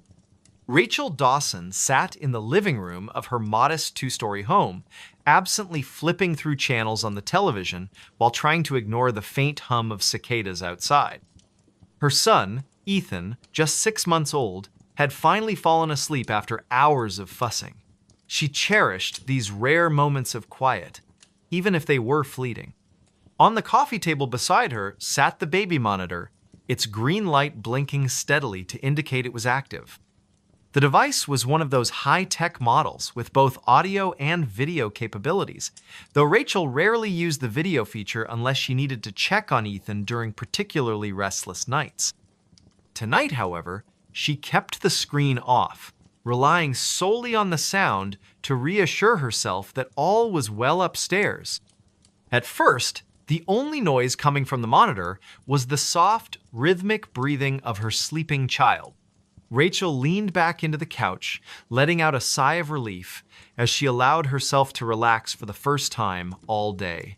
But then, something changed. A faint rustling sound came through the speaker so subtle at first that she almost dismissed it as static or interference. She sat up straighter, straining to listen. Probably just the wind, she murmured to herself, glancing toward the closed windows. Yet deep down, she knew that wasn't it. The sound grew louder, more deliberate, like someone or something was moving around in Ethan's nursery. Her heart began to race as she grabbed the monitor and pressed it closer to her ear. And then she heard it. A voice. Low, distorted, and utterly foreign. It wasn't her husband's voice. He was working late at his office downtown, and it certainly wasn't hers. "Who's there?" the voice whispered, its tone chillingly calm yet tinged with menace. "Why are you watching me?" Rachel froze, her blood turning to ice in her veins. She stared at the monitor, half expecting the screen to flicker to life and reveal an intruder lurking in her baby's room. But when she forced herself to glance at the display, it showed nothing but the familiar image of Ethan's crib, his tiny body curled peacefully beneath his blanket. "Hello," she called out tentatively, her voice shaking. "Is someone in my house?" There was no response, at least not immediately. For a moment, silence reigned once again, save for the gentle breaths of her sleeping son. Just as Rachel began to convince herself she'd imagined the whole thing, the voice returned, louder this time. "Closer." "You shouldn't have listened," it hissed, each word dripping with malice. "Now you'll never stop hearing me." Panic surged through her body as she bolted upright from the couch. Grabbing the nearest Objecta decorative vase from the side table, she sprinted toward the staircase, her footsteps echoing loudly against the hardwood floors. As she reached the top landing, she hesitated, her hand trembling on the railing. What if she opened the door to find... what? An intruder? A ghost? Something far worse? Summoning every ounce of courage she possessed, she pushed open the nursery door and flicked on the light. Everything appeared normal. The mobile above the crib spun lazily, casting soft shadows across the walls. The stuffed animals lining the shelves sat undisturbed, and Ethan continued to sleep soundly, blissfully unaware of the terror gripping his mother. But then she noticed something strange. On the floor near the corner of the room lay a small wooden ratalone she hadn't seen before. Its surface was intricately carved with symbols that looked ancient and unfamiliar. Where had it come from, and why did it give her such an overwhelming sense of dread? Later that night, after securing all the doors and windows, twice, Rachel sat at the kitchen table with her laptop, determined to uncover answers. The voice from the monitor replayed endlessly in her mind, gnawing at her sanity. Could it have been some kind of prank? Or was it something far beyond explanation? Her search led her to local forums and message boards, where residents of Maple Grove occasionally shared stories about strange occurrences in their homes. One thread caught her attention, a post titled "The Crying House." According to the original poster, several families who had lived in Rachel's neighborhood over the past century reported hearing disembodied voices, especially in rooms occupied by young children. Some claimed the voices belonged to former inhabitants who had died tragically within the walls of those houses. Others suggested the land itself was cursed, haunted by spirits tied to the area's Native American history. As Rachel scrolled further, she found comments from people claiming to know specific details about her street. One commenter mentioned a family named Miller who had lived in her exact house decades earlier. Their youngest child, a boy named Timothy, had disappeared under mysterious circumstances. No trace of him was ever found, and the case remained unsolved. A chill ran down Rachel's spine as she read the final comment on the thread. "If you hear him calling, don't respond. He doesn't want help. He wants company." The next morning, Rachel decided to visit the local library to dig deeper into the history of her home. The librarian, a kindly older woman named Mrs. Peterson, greeted her warmly and offered assistance when Rachel explained her research goals. After rifling through dusty archives and yellowed newspaper clippings, they uncovered a series of articles detailing the disappearance of Timothy Miller. According to the reports, Timothy had been playing in his backyard one afternoon when he vanished without a trace. Witnesses claimed they saw a shadowy figure lurking near the edge of the woods behind the property, but no concrete evidence was ever found to support foul play. Over time, rumors circulated that Timothy's spirit still wandered the house, searching for closure, perhaps revenge. Mrs. Peterson leaned in closer, lowering her voice to a whisper. "People say the Millers tried everything to contact him," she said solemnly. "Psychics, seances, even exorcisms. Nothing worked. Eventually, they moved away, convinced the house was cursed." Rachel thanked the librarian and left the building feeling more uneasy than ever. If the voice on the monitor truly belonged to Timothy or whatever remained of him, what did it mean for her and Ethan? That evening, Rachel installed extra locks on all the doors and set up motion-activated cameras around the perimeter of the house. She also kept the baby monitor close at hand, refusing to let it out of her sight. Despite her precautions, the voice returned. This time, it spoke directly to Ethan. "Come play with me," it cooed, its tone deceptively sweet. "We'll have so much fun together." Rachel's heart nearly stopped as she rushed to the nursery, finding her son wide awake and staring blankly at the wall. His expression was eerily calm, almost trance-like. When she picked him up, he didn't cry or squirm as usual, he simply gazed at her with unblinking eyes. Desperate for guidance, Rachel reached out to a friend who specialized in paranormal investigations. Mark Thompson arrived the following day armed with equipment designed to detect supernatural activity. Together, they conducted a thorough sweep of the house, focusing particularly on the nursery. To their astonishment, the devices registered significant anomalies, cold spots, electromagnetic fluctuations, and faint whispers that seemed to emanate from nowhere. Mark warned Rachel that whatever presence lingered in her home was intelligent and potentially dangerous. "It knows you're onto it," he said gravely. "Be careful." Over the next few days, the disturbances escalated. Toys would move inexplicably across the floor. Lights flickered unpredictably, even when no one was home. And the voice on the monitor grew increasingly aggressive, taunting Rachel with cryptic messages meant to unsettle her. One night, unable to endure the torment any longer, Rachel decided to confront the entity head-on. Standing in the nursery with the baby monitor in hand, she addressed the empty space around her. "What do you want from us?" she demanded, her voice quivering despite her resolve. For a moment, there was silence. Then, the voice replied not through the monitor, but seemingly from everywhere at once. "He's mine now. You can't protect him forever."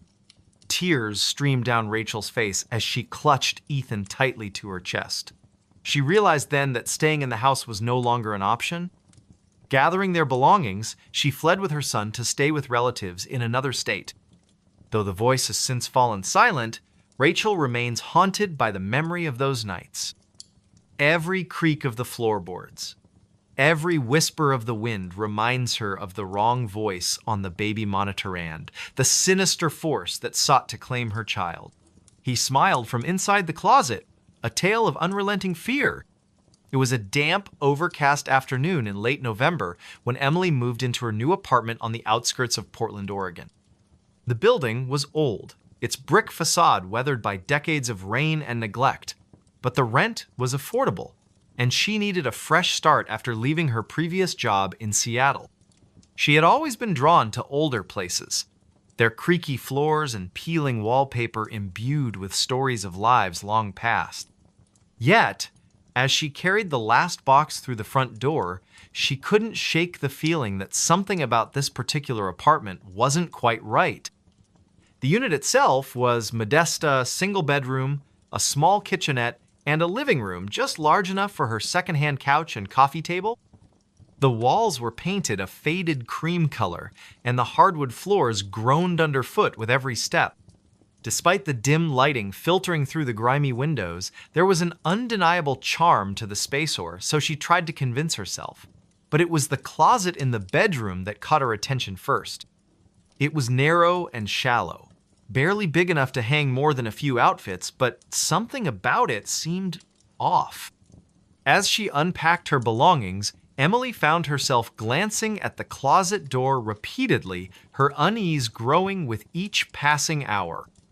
The wood paneling was scratched and warped, the brass handle tarnished with age. She told herself it was just her imagination playing tricks on her, the result of too many horror movies watched during sleepless nights. Still, she couldn't resist testing the door, pulling it open to reveal the cramped interior. Empty hangers swayed gently, though she hadn't touched them, and the faint smell of mildew lingered in the air. Shaking her head, she closed the door firmly and returned to her task. By evening, the rain had begun to fall, tapping softly against the window panes as twilight settled over the city.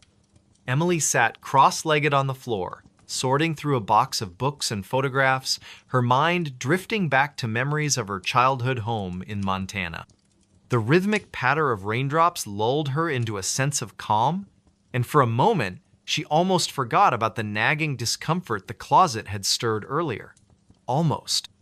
Then, just as she reached for another stack of papers, she heard a soft click, like the sound of a latch being released. Her fingers froze mid-motion, and she turned her head slowly toward the closet. The door stood slightly ajar, though she was certain she had closed it tightly before sitting down. "Probably just the wind," she murmured, forcing a nervous laugh. She rose to her feet and walked over to the closet, her socks whispering against the floorboards. With a deep breath, she pushed the door shut again, making sure it latched securely. Back on the floor, she resumed her unpacking, but the incident left her unsettled. Every few minutes, she glanced up at the closet, half expecting it to swing open once more. When nothing happened, she began to relax, chalking it up to the quirks of an aging building. By 9 o'clock, she decided to call it a night, stacking the remaining boxes in the corner and crawling into bed with a book to distract herself. The hours slipped by unnoticed until she finally turned off the lamp beside her bed. Darkness enveloped the room, broken only by the faint glow of the streetlights outside. As she lay there listening to the steady rhythm of the rain, she felt her eyelids grow heavy. Sleep came quickly, wrapping her in its comforting embrace. Or so she thought. Sometime later, she woke with a start, her heart pounding wildly in her chest. At first, she wasn't sure what had roused her there. There was no noise, no movement, just an oppressive silence that seemed to press down on her like a weight. Then, out of the corner of her eye, she saw it. A sliver of darkness where none should have been the closet door was open again. Emily sat bolt upright, her pulse racing. The room was pitch black, save for the pale light streaming through the window, casting eerie shadows across the walls. She stared at the closet, willing herself to believe it was just her imagination. After all, doors could open accidentally, couldn't they? Maybe the latch was faulty. Maybe. And then she saw it. A flicker of movement inside the closet, so subtle she almost missed it. Something shifted in the shadows, just beyond the reach of the light. Her breath hitched in her throat as she strained to see more clearly. Was someone in there? Had someone broken in while she slept? Summoning every ounce of courage, she reached for the lamp on her bedside table and switched it on. The sudden brightness illuminated the room, revealing the closet's empty interior. Nothing stirred within its confines, no sign of an intruder or anything out of place. Relief washed over her, followed immediately by confusion. If no one was there, why did she feel so uneasy? She climbed out of bed and approached the closet cautiously, her bare feet cold against the wooden floor. Reaching out, she pulled the door shut once more, ensuring it clicked firmly into place. As she turned to go back to bed, however, she heard a low, muffled chuckle emanating from behind her. It was soft, almost imperceptible, but unmistakably human. Her blood ran cold as she spun around, her eyes darting toward the closet. The door remained closed, but the laughter continued, echoing faintly in the stillness of the room. "Who's there?" she demanded, her voice trembling. There was no response, only the sound of her own ragged breathing. She backed away slowly, her gaze fixed on the closet, until she bumped into the edge of her bed. Without thinking, she grabbed her phone and dialed 911, her fingers shaking as she pressed the numbers. Before the operator could answer, the line went dead. She stared at the screen in disbelief. It was as if the phone had lost all power, despite being fully charged moments ago. Desperate, she grabbed a flashlight from the nightstand and aimed its beam directly at the closet. The light revealed nothing unusual, yet the laughter persisted, growing louder and more distinct. It wasn't mocking or cruel. Instead, it carried an unsettling warmth, as though someone found genuine amusement in her terror. And then, just as suddenly as it had started, it stopped. Silence fell once more, heavier than before. Emily sank onto the edge of her bed, clutching the flashlight like a lifeline. Her mind raced with possibilities, none of which offered any comfort. Was she losing her mind? Was this some kind of prank?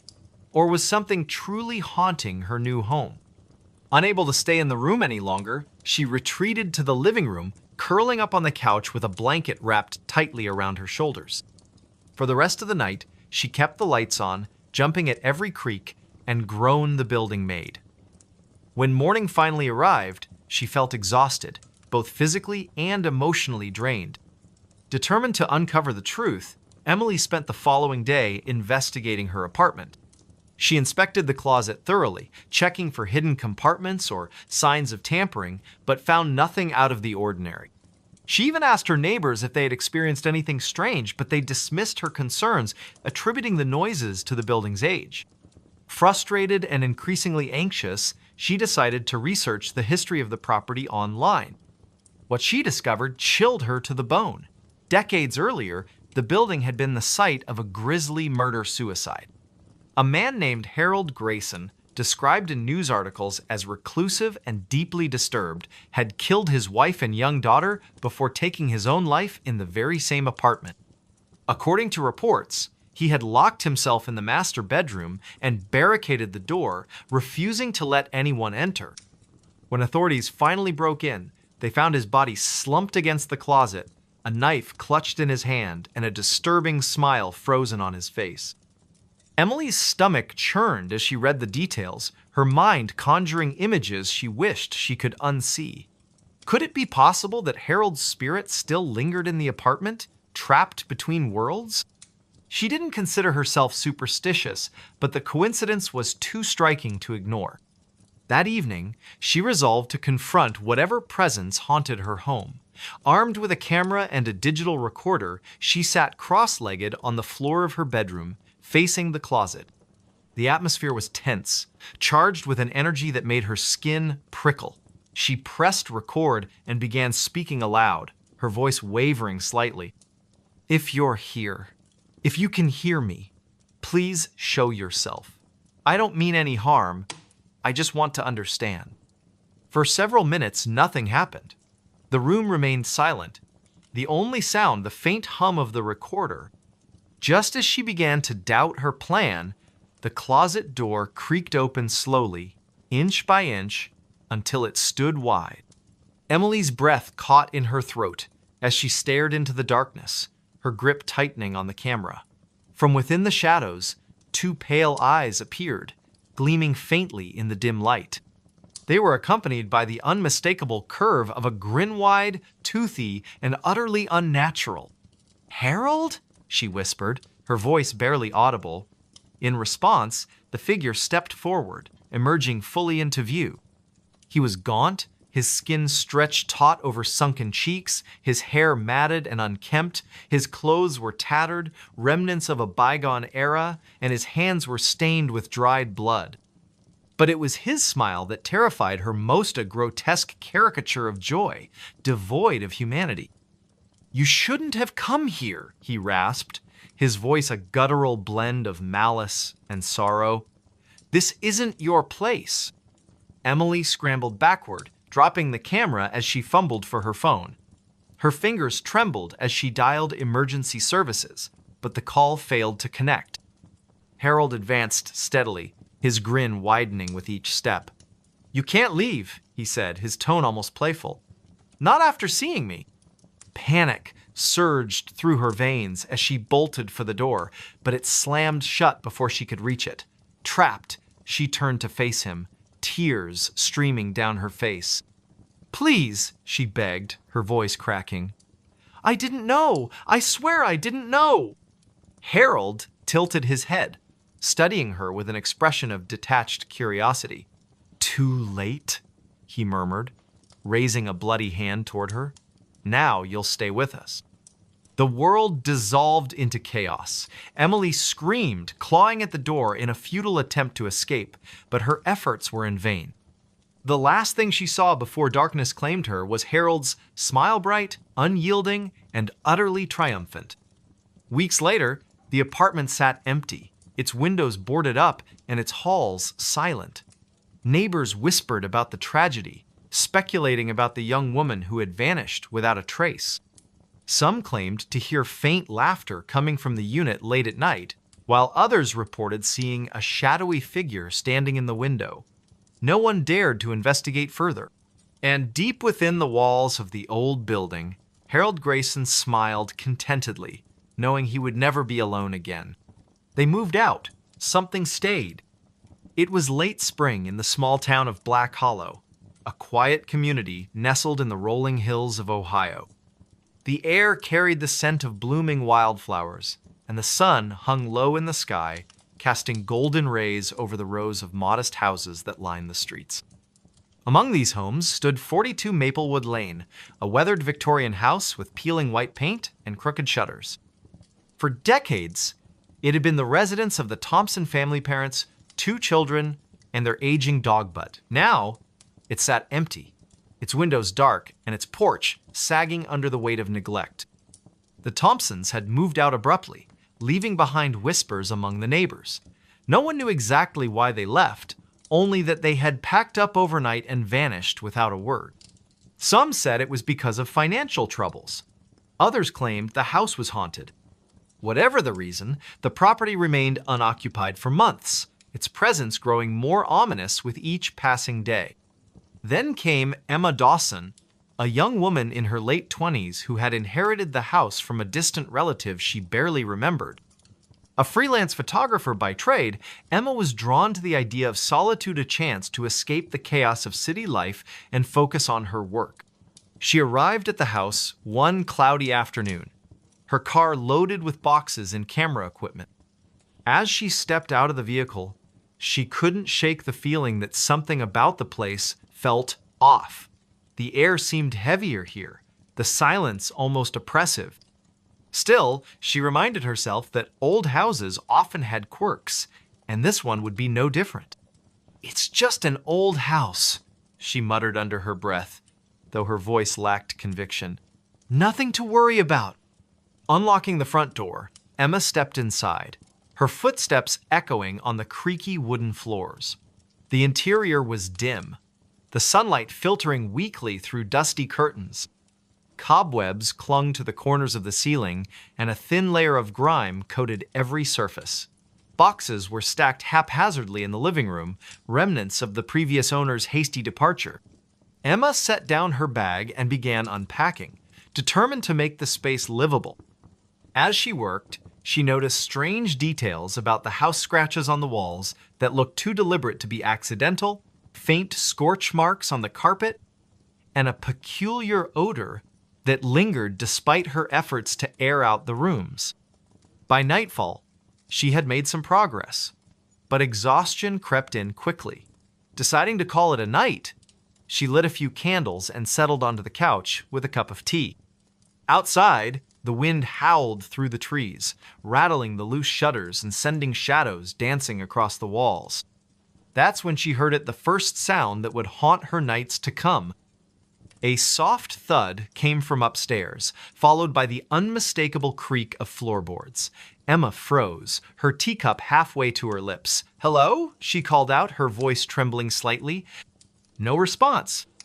She told herself it was probably just the house settling, but the unease gnawing at her stomach wouldn't subside. Setting aside her tea, she grabbed a flashlight and cautiously climbed the staircase. Each step groaned beneath her weight, amplifying the tension coiling in her chest. At the top, she found herself facing a long hallway lined with closed doors. One of them stood slightly ajar, a sliver of moonlight spilling through the gap. Her heart pounded as she approached, pushing the door open with a trembling hand. Inside was an empty bedroom, its walls bare except for a single faded photograph hanging askew.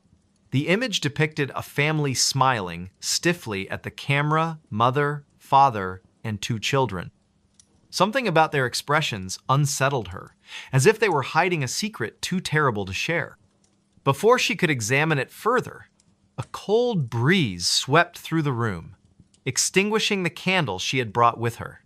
Darkness enveloped her, broken only by the weak beam of her flashlight. Panic rising, she turned to leave, but stopped short when she saw the shadowy figure standing in the doorway. It wasn't human. Its form shifted and writhed like smoke given shape, its eyes glowing faintly in the gloom. Emma stumbled backward, her breath catching in her throat. The thing tilted its head, studying her with an intelligence that chilled her to the bone. Then, with a speed that defied logic, it lunged forward. Emma screamed and bolted from the room, slamming the door shut behind her. She raced down the stairs and out the front door, not stopping until she reached her car. Trembling, she fumbled with the keys and sped away, leaving the house and whatever lurked within behind. For days, she avoided returning, staying with a friend in town while she tried to process what had happened. But curiosity eventually got the better of her. Determined to uncover the truth, she visited the local library, poring over old records and newspaper clippings related to 42 Maplewood Lane. What she discovered sent a shiver down her spine. Decades earlier, the house had belonged to a reclusive man named Arthur Grayson, who was rumored to dabble in occult practices. Neighbors reported hearing strange noises coming from his home, and several children claimed to have seen monsters lurking in the woods behind the property. When Grayson disappeared without explanation, the house changed hands multiple times, each new owner leaving under mysterious circumstances. Armed with this knowledge, Emma decided to confront the entity haunting her home. She enlisted the help of a local historian named Mr. Peterson, who specialized in folklore and paranormal phenomena. Together, they returned to the house on a moonlit night, carrying sage bundles, salt, and a journal containing instructions for banishing malevolent spirits. The ritual was tense and exhausting, requiring them to chant incantations and burn herbs throughout the house. At first, nothing seemed to happen. But as they reached the final steps, the atmosphere shifted dramatically. The temperature plummeted, and the air grew thick with static electricity. Shadows swirled around them, taking on grotesque shapes before dissolving into nothingness. Suddenly, a deafening roar filled the house, shaking the very foundation. The lights flickered violently, then went out completely. In the darkness, Emma felt a presence looming over her, its malice palpable. She clutched the journal tightly, reciting the final words of the incantation with all the strength she could muster. And then, silence. When the power returned moments later, the oppressive energy that had plagued the house was gone. Exhausted but relieved, Emma and Mr. Peterson exchanged wary glances. "I think we did it," he said softly, though his tone suggested he wasn't entirely convinced. Over the following weeks, Emma stayed in the house, testing her newfound sense of security. Though the oppressive feeling had lifted, she couldn't shake the lingering suspicion that something or someone remained. One evening, as she sorted through the remaining boxes left by the Thompsons, she found a journal tucked away in a dusty corner. Its pages were filled with frantic scribbles detailing the family's experiences in the house. They described hearing voices in the walls, seeing shadowy figures in the hallways, and feeling an overwhelming sense of dread that never eased. In the final entry, written in shaky handwriting, the author confessed, "We're leaving tonight. We can't stay any longer. It watches us. It waits. We thought moving out would end it, but I fear it will follow us wherever we go." The realization hit Emma like a punch to the gut. The Thompsons hadn't escaped, they had simply passed the burden on to her. From that moment on, Emma lived in constant vigilance, aware that the house might still harbor secrets she hadn't uncovered. Occasionally, she would hear faint whispers drifting through the halls or catch glimpses of movement out of the corner of her eye. But she refused to abandon the home she had fought so hard to reclaim. "They moved out," she whispered to herself one night, staring into the flickering flame of a candle. But something stayed. And deep within the walls of 42 Maplewood Lane, the shadows stirred once more. The note under the floorboards. Late one October evening, in a small town nestled deep within the Appalachian Mountains of West Virginia, a man named Daniel Harper found himself alone in his late grandmother's creaky old house. The air was thick with the scent of damp wood and aged paper, and the faint hum of insects echoed through the cracks in the walls. It had been years since he last visited this place, but after her passing, Daniel felt an inexplicable pull to return, as if some unseen force was calling him back to uncover something long buried. The house stood at the end of a winding dirt road, surrounded by towering oak trees whose skeletal branches clawed at the darkening sky. Its weathered exterior bore the marks of time-peeling paint, sagging shutters, and a porch that groaned under even the slightest weight. Inside, things were no better. Dust coated every surface, and shadows seemed to linger longer than they should. The electricity hadn't worked for years, so Daniel relied on oil lamps scattered throughout the house to fend off the encroaching darkness. It was during his second night there that it happened. Daniel had decided to clean out the attic, a task he'd been avoiding since arriving. As he shuffled through boxes filled with yellowed photographs and forgotten trinkets, he noticed a loose floorboard near the far corner of the room. At first, he thought nothing of it, just another sign of the house's decay, but curiosity got the better of him. Kneeling down, he pried the warped plank up with a crowbar he'd brought along. Beneath the board lay a single sheet of paper, folded neatly into quarters. His heart thudded in his chest as he picked it up, the texture rough against his fingertips. Unfolding it revealed handwriting scrawled in faded ink, the letters shaky yet deliberate. The note read, "If you've found this, then I am already gone. They are here watching from the woods. Do not trust them. Burn the house before it spreads further." A chill ran down Daniel's spine as he stared at the cryptic message. Who wrote this? And what did they mean by they? He tried to shake off the unease settling over him, telling himself it was probably just some prank left behind by a mischievous relative decades ago. But deep down, he couldn't ignore the gnawing feeling that something wasn't right. That night, sleep eluded him. Every creak of the house sounded louder, every shadow darker. Around midnight, he heard a soft tapping coming from somewhere below. At first, he convinced himself it was just the wind rattling the windows or branches brushing against the siding. But when the sound grew more insistent, almost rhythmic, he knew it wasn't natural. Gripping the flashlight tightly, Daniel descended the narrow staircase leading to the main floor. The beam of light cut through the oppressive gloom, revealing empty rooms and cobwebbed corners. The tapping led him to the living room, where the source seemed to emanate from beneath the floorboards. His pulse quickened as he knelt down and examined the wooden planks. One of them shifted slightly when he pressed on it, revealing another hidden compartment. Inside, he found another note, identical in appearance to the first. This one read, "You shouldn't have come back. Leave while you still can. Once they know you're here, there will be no escape." Panic bubbled up inside him, but he forced himself to stay calm. "This is ridiculous," he muttered aloud, trying to reassure himself. "Just someone messing with me." Yet, as he stood there in the dim light, he couldn't shake the sensation of being watched. Slowly, he turned toward the window and froze. Through the glass, barely visible in the moonlight, stood a figure cloaked in shadow.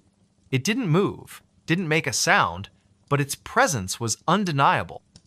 Daniel blinked, certain his eyes were playing tricks on him, but when he looked again, it was still there.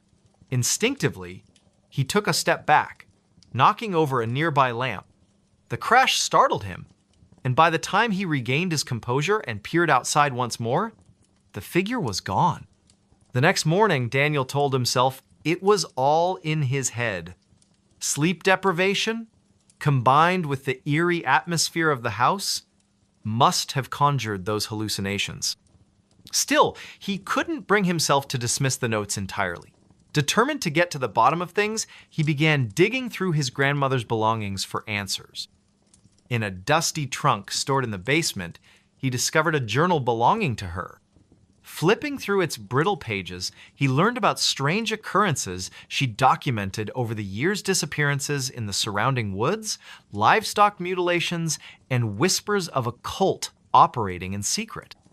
She mentioned seeing figures lurking outside the property line at night, always retreating into the forest whenever approached. One entry stood out above the rest. "They offered me a deal to leave the house untouched in exchange for silence. I refused. Now I fear they'll come for me next. If anything happens to me, destroy this place. Don't let them use it." Daniel's hands trembled as he closed the journal. Whatever his grandmother had encountered, it was real and dangerous. He resolved to burn the house down as instructed, but first, he needed proof. He couldn't risk looking like a lunatic to the authorities if he reported these events without evidence.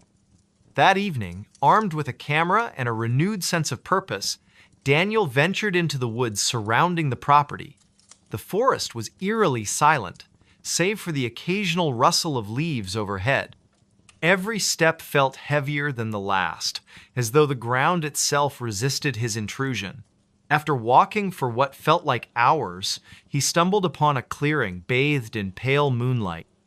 At its center stood a circle of stones, arranged in a crude formation. Scattered around were remnants of candles, their wax hardened with age. In the middle lay a pile of bones, some human-sized, others smaller. A wave of nausea hit him as he realized what he was looking at: an altar used for rituals. Suddenly, the air grew colder, and the hairs on the back of his neck stood on end. From the edge of the clearing emerged several figures, their faces obscured by hooded robes. They moved silently, surrounding him without uttering a word. One of them stepped forward, extending a skeletal hand toward him. Daniel bolted, crashing through the underbrush as adrenaline surged through his veins. Behind him, he could hear the sound of pursuit footsteps pounding against the earth, growing closer with each passing second. He didn't dare look back, focusing solely on reaching the safety of the house. When he finally burst through the front door, slamming it shut behind him, he collapsed onto the floor, gasping for breath. For a moment, everything was still. Then, Faint scratching noises began emanating from the walls, followed by low murmurs that seemed to seep through the very foundation of the house. Desperation took hold of him. Grabbing a box of matches from the kitchen, he set fire to the curtains, watching as flames quickly consumed the dry fabric. Smoke filled the air, choking him as he stumbled outside. Behind him, the structure roared with life, its timbers crackling and collapsing inward. Yet, as Daniel watched the inferno engulf the house, he noticed something unsettling. Standing among the trees, just beyond the reach of the firelight, were the figures from the clearing. Their hoods cast their faces in shadow, but he could feel their gazes boring into him. Even as the house burned to ashes, they remained motionless, silent sentinels guarding whatever secrets lay hidden within the ruins. In the days that followed, Daniel left the town behind, vowing never to return, but no matter how far he traveled, he couldn't escape the memory of those hollow eyes staring at him from the darkness. Sometimes, late at night, he swore he could hear the faint tapping of fingers against wood, echoing through the recesses of his mind. And though he tried to convince himself otherwise, he couldn't shake the feeling that they were still out there, waiting. They found footprints on the ceiling. It was a cold, overcast evening in the small town of Maplewood, Minnesota, where the air carried the faint scent of pine and the promise of an impending storm. The streets were quiet, save for the occasional rustle of leaves blown by the wind. Somewhere in the heart of the town stood an old Victorian house, its once grand facade now marred by peeling paint and broken shutters. The house had been abandoned for decades, its history shrouded in whispers and half-truths. Locals avoided it, claiming it was cursed, but for one man named Ethan Grayson, the stories only fueled his curiosity. Ethan had recently moved to Maplewood after inheriting the property from a distant relative he barely remembered. A freelance journalist by trade, he saw the house as both a challenge and an opportunity, a chance to uncover a story that might reignite his career. Little did he know, the house held secrets far darker than anything he could have imagined. The first night he spent there, Ethan was struck by how oppressive the silence felt. Even with the hum of his portable heater and the soft glow of his desk lamp, the house seemed alive in ways he couldn't explain. The wooden floors groaned under their own weight, and the walls creaked as if shifting ever so slightly. He tried to dismiss these sounds as typical for an old building, but something about them unsettled him. Around midnight, unable to sleep, Ethan decided to explore the second floor. His footsteps echoed softly against the warped floorboards as he made his way down the dimly lit hallway. At the end of the corridor, he noticed a door slightly ajar, a room he hadn't yet investigated.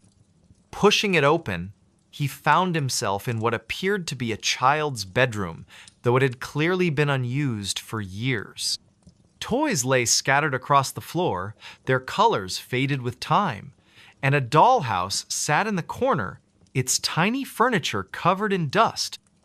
As Ethan stepped inside, he felt a sudden chill run down his spine. The air in the room was colder than the rest of the house, almost unnaturally so. He shook his head, chiding himself for being overly imaginative, and turned his attention to the ceiling. That's when he saw them footprints. Perfectly imprinted into the plaster, they trailed across the surface as though someone or something had walked upside down. His breath caught in his throat. For a moment, he thought his eyes were deceiving him, but no matter how many times he blinked or tilted his head, the prints remained. They were small, like those of a child, but their placement defied logic. Or what could leave such marks? And why here, in this room? Overwhelmed by a mix of fear and fascination, Ethan snapped several photos of the footprints with his phone. He told himself he would analyze them later, perhaps even show them to someone who might have an explanation. But deep down, he knew there was no rational answer for what he was seeing. The next morning, Ethan visited the local library, hoping to find records or documents related to the house's history. The librarian, an elderly woman named Mrs. Hargrove, greeted him with a wary smile. "You're staying at the old Grayson place, aren't you?" she asked, her tone tinged with concern. Yes, Ethan replied cautiously. Do you know much about it? Mrs. Hargrove hesitated before answering, glancing around as if afraid someone might overhear. That house has a troubled past, she said finally. Back in the 50s, a family lived there, the Millers. They had a daughter, Emily, who disappeared one night without a trace. Some say she ran away, others believe something unnatural took her. Ethan's stomach tightened. What happened to the family? They left soon after, Mrs. Hargrove continued. Couldn't bear to stay in the house any longer. People claimed they heard strange noises coming from upstairs, footsteps, laughter, crying, but no one ever saw anyone. After that, the house sat empty for years. Armed with this new information, Ethan returned home, his mind racing with possibilities. Could the footprints belong to Emily? Was her spirit still trapped within the house? Or was there something else entirely at play? That night, determined to get answers, Ethan set up a voice recorder and a camera in the child's bedroom. He positioned the equipment carefully, making sure to capture every angle of the room, then retreated to the hallway, leaving the door cracked open just enough to keep an eye on things. Hours passed uneventfully, lulling Ethan into a false sense of security. Just as he began to nod off, a loud thump jolted him awake. Heart pounding, he rushed back to the room and froze at the threshold. The footprints on the ceiling had multiplied, spreading out in chaotic patterns. Worse still, fresh scuff marks now marred the walls, as though something had clawed its way across the surface. A low, guttural growl emanated from the shadows, sending a shiver down Ethan's spine. He reached for the flashlight clipped to his belt, but before he could turn it on, the room plunged into darkness. The cameras and recorder went dead simultaneously, their screens blank and lifeless. "Who's there?" Ethan called out, his voice trembling despite his efforts to sound brave. There was no response, only the sound of heavy breathing growing louder and closer. Slowly, he backed away, his eyes straining to adjust to the pitch blackness. Then came the footsteps, not on the floor, but above him, moving deliberately across the ceiling. Each step resonated through the room, accompanied by a faint scraping noise that made Ethan's skin crawl. He stumbled backward, tripping over a forgotten toy and landing hard on the floor. Suddenly, the lights flickered back on, revealing the room exactly as it had been before untouched, save for the additional footprints now covering every inch of the ceiling. The cameras and recorder sprang to life again, their displays blinking erratically. Desperate for answers, Ethan grabbed the devices and fled downstairs, locking himself in the kitchen until dawn. When morning finally arrived, Ethan reviewed the footage, hoping to find some clue about what had happened. To his horror, the recordings showed nothing unusual, just static-filled frames and garbled audio. Yet, amidst the distortion, he caught glimpses of movement too quick to identify, shadowy figures darting just out of view. Unable to shake the feeling that he was being watched, Ethan decided to dig deeper. He contacted a historian named Dr. Lewis, who specialized in paranormal phenomena. After hearing Ethan's account, Dr. Lewis agreed to visit the house the following evening. Dr. Lewis arrived promptly at sunset, carrying a bag filled with equipment designed to detect supernatural activity. Together, they conducted a thorough investigation, setting up motion sensors, thermal scanners, and electromagnetic field detectors throughout the house. As they worked, Ethan recounted everything he'd experienced, including the footprints and the eerie footsteps. "I've seen cases like this before," Dr. Lewis admitted grimly. "Sometimes, places become conduits for entities we can't fully understand. If your theory about the missing girl is correct, it's possible her energy is trapped here, manifesting in disturbing ways." Their conversation was cut short by a sudden drop in temperature. The lights flickered violently, casting the room into intermittent darkness. One of the thermal scanners emitted a high-pitched whine, its screen flashing wildly. "Something's here," Dr. Lewis whispered, his voice tight with tension. Before either of them could react, the unmistakable sound of footsteps thundered overhead. This time, however, they weren't confined to the child's bedroom. They echoed throughout the entire house, growing louder and faster with each passing second.